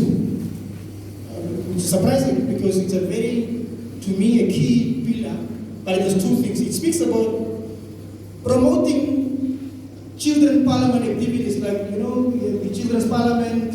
It says we must promote the children's parliament and things, the youth parliament. It speaks about that. And then secondly, which is the only 2 things, it speaks about we must promote volunteerism. In a nutshell, the principles, the processes, and the rights that are based on your participation speaks to the following. 1, as young people, we expect to be treated equally. I don't want to sit on the table and talk about Jenny, you're on the table, and yet I'm not determining what is on the menu. And those that be in powers may be putting something else on the table that will make me sick. We expect as young people generally to be heard. Freedom of expression, decision making most at local levels, which to a larger extent young people continue to talk about that they don't have access to councillors, because even if you go there, they shut doors, some have their political agendas. Participation in formulation of policy and programs, something that the Youth Council platforms provide to the representative council, to those that represent you. Expectation of accountable leadership. And lastly, inclusion. Inclusion in the design of democratic processes of decision making. That's largely, when we speak about civic and political participation processes, that speaks to that matter. You have heard now what civic and political participation definition says. And the question really is, as young people, that is the largest demographic. I generally say this, please don't do it or go do it, it's your choice. Imagine the following. as I conclude, in Cape Coast Urban, the majority young people, by law, allowed through the Local Authority Act or to the ECN Act, the Electoral Commission Act, that the association can run on the local level. Imagine what happens if young people unite in Cape Coast Urban, register as an association, and all young people decide across all political party platforms that they are only voting for that party, with 5 young people as their local authority councillors. Imagine that, because they hold the power as the majority of that demographic. Imagine that. But because we are not largely, as per definition, participating effectively, it may not be the case. Now, I've stepped on your toes, and that was really the intent of it. In your remarks, I'll expect the following. We have serious problems. We know them. I expect you to give me how you want to solve that problem. Because the aspect of the report is to how do we ensure that when we operationalize the youth policy and implement it, that there's aspects of solutions to it. Okay, we are starting this side because the first 2 times we started this side, we are starting this side now. Alright, let's go. Good afternoon, everyone. My name is Otjiwarongo. I'm representing Commerce region, but originally I'm from Mangwena. Yeah, so I just want to talk about decentralization. Yeah, in politics, basically the term politics, most politicians, especially the academicians, they don't want to take this thing as a cause itself out of the center, out of window. Let me say, for example, we have UNAMID campus.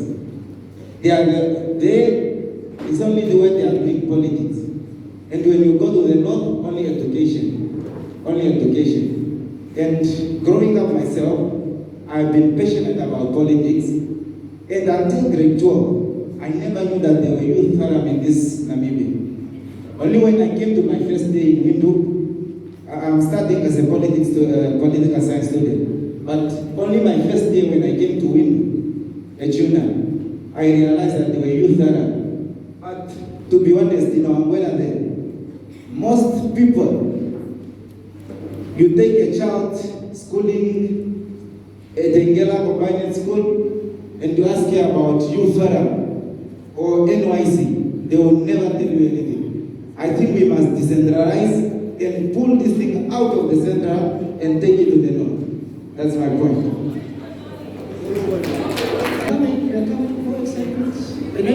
It's a very good day to all. This is Anania Sitem from Moscow region. I wanted to answer this question on asking, do we really vote? Most of us, we do have that hope to vote, but our leaders, that we do vote for them. When they are doing their campaigning, they do promises. But as I look to our previous leaders, they never obey to their promises. That's why most of our people, we now discourage. We lose hope on voting people. I thank you. Thank you very much for the opportunity. Representing Otjiwarongo East. So what I'm going to say is about politicians. Especially what normally used to happen, why people are not voting them or participating on it. What normally used to happen is when that person got that opportunity, he's still going to employ, if you happen to get a project or some certain government that comes in the area. He gets that opportunity, he's still going to push in his family and then leave other people out. So when the people will recognize those things, how are they going to feel and what are they going to say to that certain person? Certainly to say like our councillors, honorables that we used to elect. That's what they used to do. don't respect their promises that they do. That's the thing that is going to make people go to homes. Thank you. Thank you very much, As I say, for the platform once again. This is Daniel from Morocco. I like to be more productive. I like to be constructive whenever I raise my case. I have to outline the challenge and then give a possible solution. Alright, they say that now the youth do not attend or involve themselves in decision making. And it seems that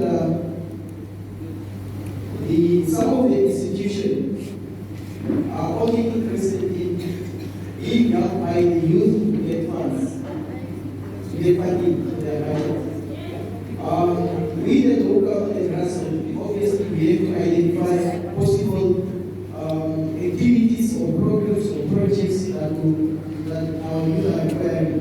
And then once we submit those reports, then the office there, I call them senior youth, they submit their whole proposal from the youth to the Ministry of Finance. They get the funds, it's how many millions of dollars, and then when they are funded, they forget the intended purpose why the budget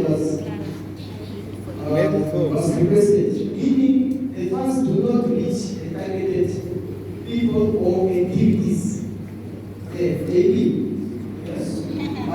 My solution, my possible solution is very simple. If there is machinery required for a youth project or whatsoever activity, please get the funds instead of sending the half of the office to a certain area to do the launching or to give over the materials. Now you have to use that money to pay for their SAPs and all those kind of stuff. Send one person that will give the speech and then buy the machineries and then give the machineries to the young people so they can start working.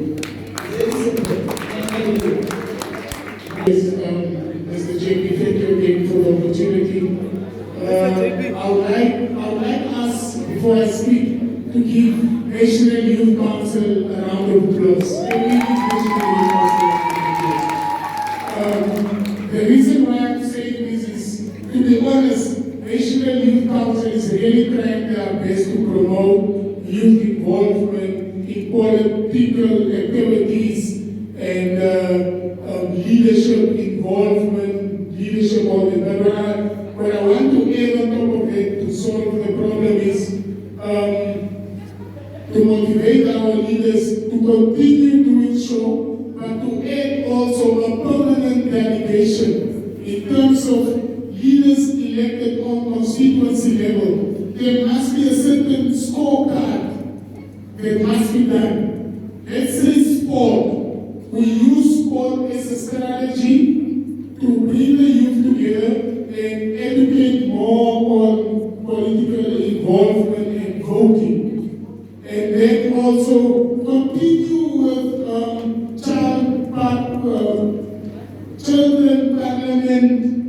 It also let the programs just continue that took place 10 years. That was very good initiatives. We should just do it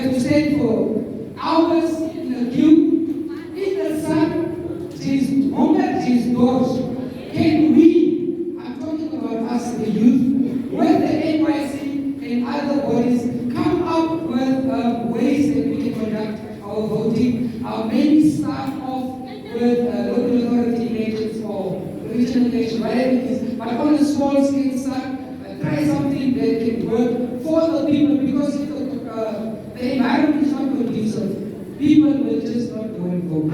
On political activism, it's easy to speak up on what is wrong, especially if you believe what you are talking about, and it is within the bounds of the law.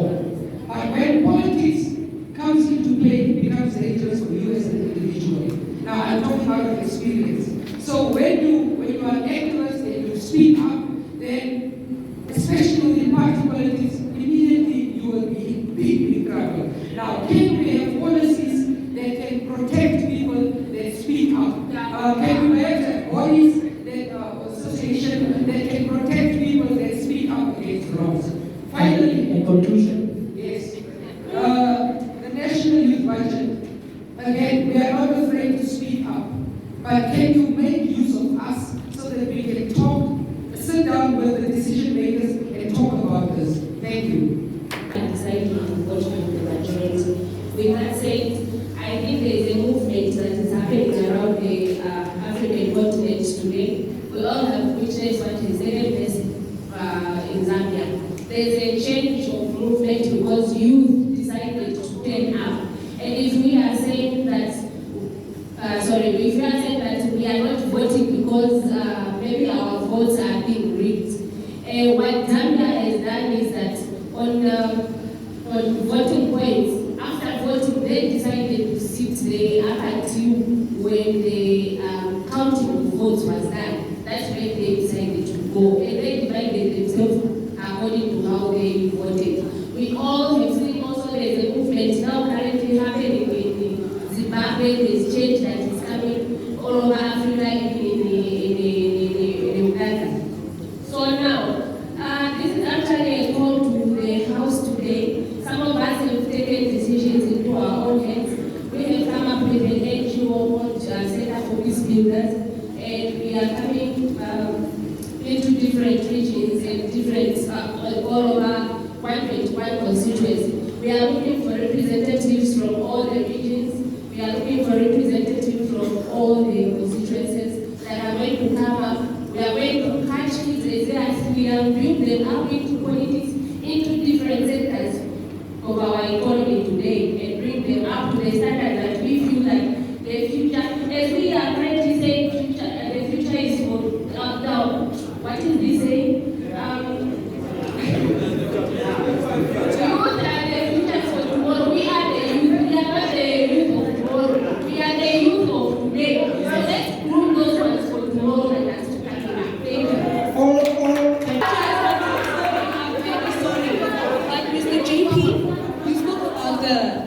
To consult the Heritage Council. Here in Otjiwarongo, we do not have a Heritage Council.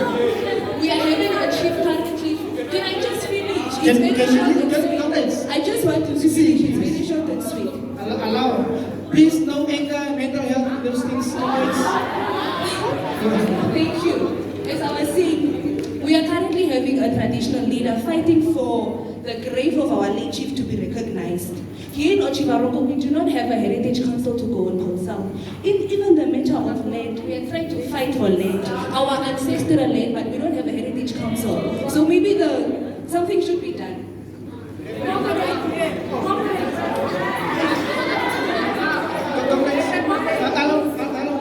It's Maria Lucas here from Continental region, a leader and entrepreneur. NYC-wise, I'm the vice chairperson for my constituency. Okay, let me give a few information on the Minister of Labor. When you want to look for a job, or if you do have your CV and so forth, please do go with your CV and qualifications, or just return to your nearest Minister of Labor to be registered for more jobs. Okay. NTC, can I please talk? Okay. NYC recently, we received letters from the Ministry of Youth, where we were supposed to respond and answer on programs that we need in our constituencies. I think it's wise for you guys to also go back to your youth officers to also find out if those papers were handed in. Thank you very much, my friends. Thank you.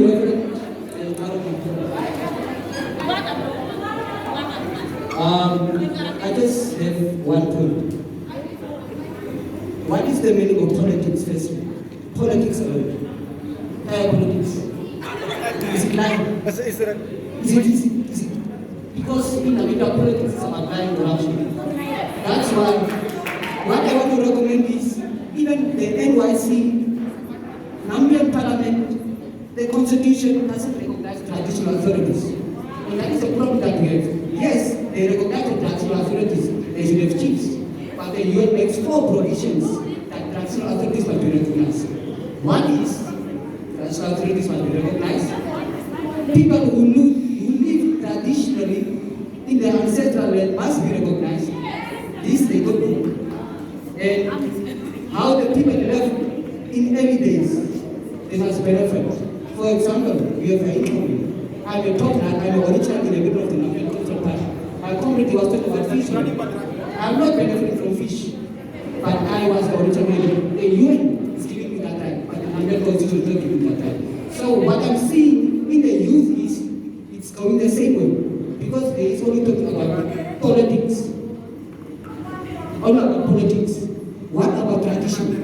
There is an agency, Ministry of Sports and Culture. What about culture? That is what I'm trying to bring up. So we have 51 recognized traditional authorities in Namibia. Don't groom people into politics, especially young people, because you are letting us forget about tradition. So also groom us traditionally. So my solution is this policy, the youth survey, political traditional participation, or if you are scared of the policy, make it a field policy, and I will be not saying to the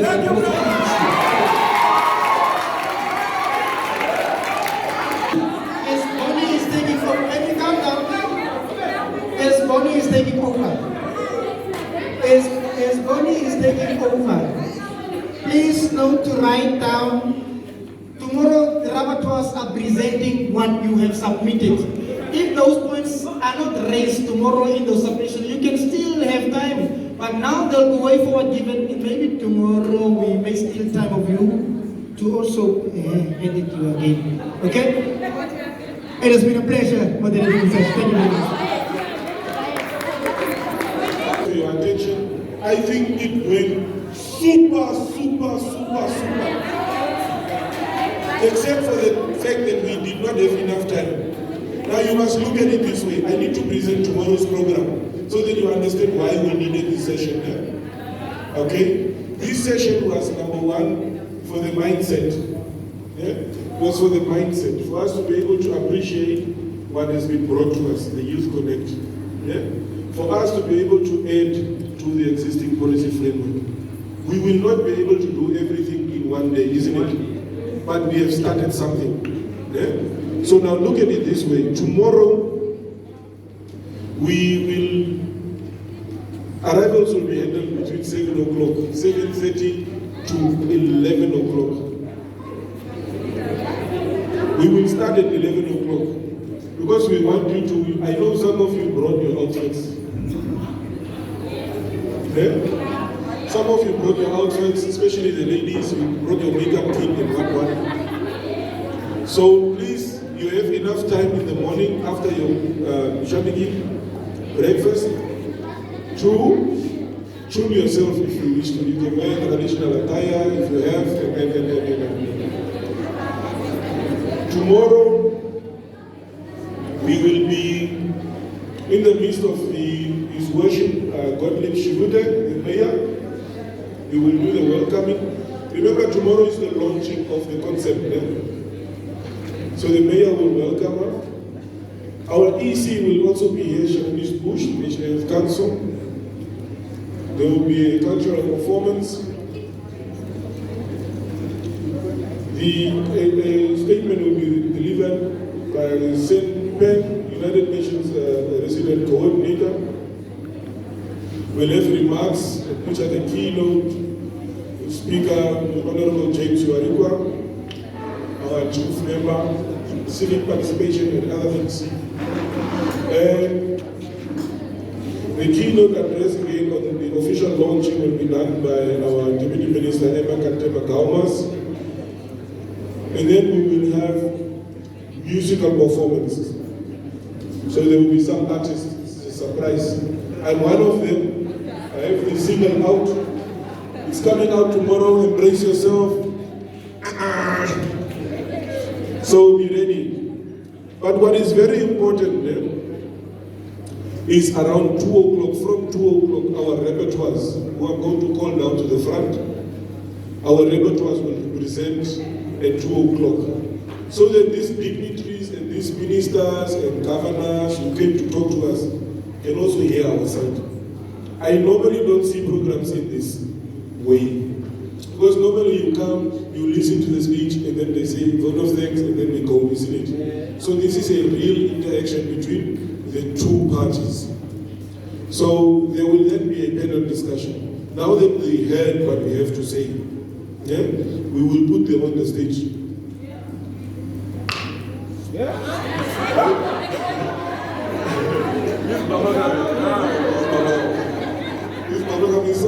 But it's nice. So the panel discussion basically will cover how can Namibian youth prepare to fully benefit from the YouthConnekt. Now they must tell us how can we, knowing what we know now, prepare to fully benefit. Remember, we are building on a project that's coming there. So how can we best benefit? So that's what we want to hear from them tomorrow. So the panelists will be our Honorable Emma Kantema Kaumas, the Deputy Minister, Alka Batia, I struggle with the surname, Batia, UNDP representative, Loide Amkongo, the officer in charge of UNFPA, and then Sharonese Bush, the executive chairperson of the National Youth Council. And then our closing remarks will be done, not as it says on the program by the executive director, he cannot make it, but our own director, Mr. Nicholas Tempo, is here. He will be doing the closing remarks. And it's good that he is the one doing it because he has been here all along, so that he can help us to summarize what we went through. And then, Saga is almost. You know? So the repertoires, please come to the fore so that we can see you.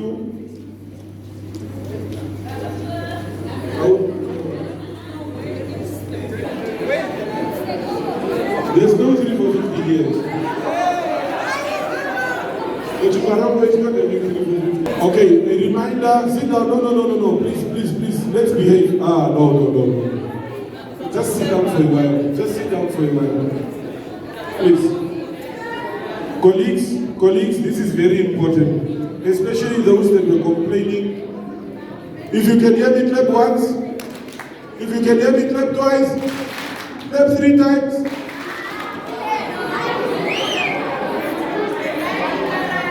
Some things I was not supposed to announce, but I'm going to. But anyway, knowing what I know about the truth, it's my sure. So now, we have our lovely lady here. Say to me your name. Unochari Unuma Muzuma.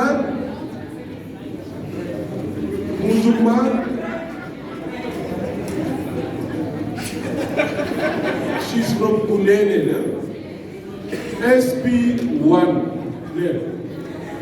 The first pillar. She will also be there while she is suckering.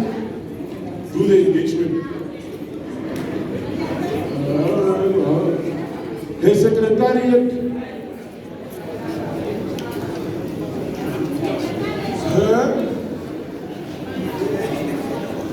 this is Maya.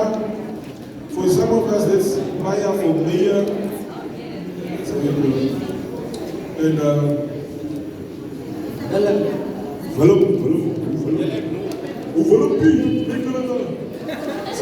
they are the secretary. You can see them later. We'll probably write something and have them have something around them. They'll carry a tag. Okay, thank you very much. Albert. This is Albertus.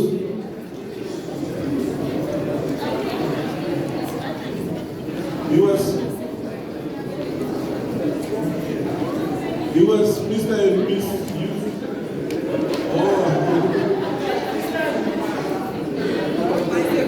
Okay, but anyway, this is SP2. The secretariat, the lady in pink, please come. You need to know your name. Oh, yes. My name is David from region. Follow the directions. My name is Brandon from Paresis region. So that's what's up there. SP2.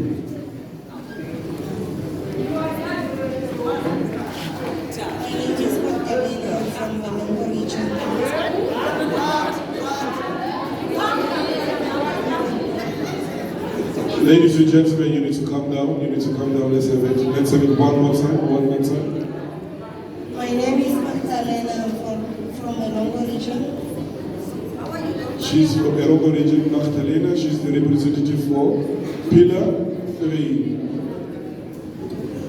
George Ampuya, Otjiwarongo region. George from Otjiwarongo. Edwin Naugosho from Oshana region.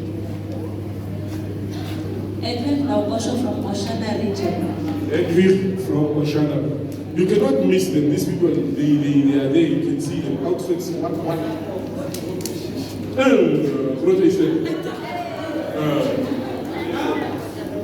Johannes Strohot, Harda region. For those that don't understand Afrikaans, Trouwgod is a married god.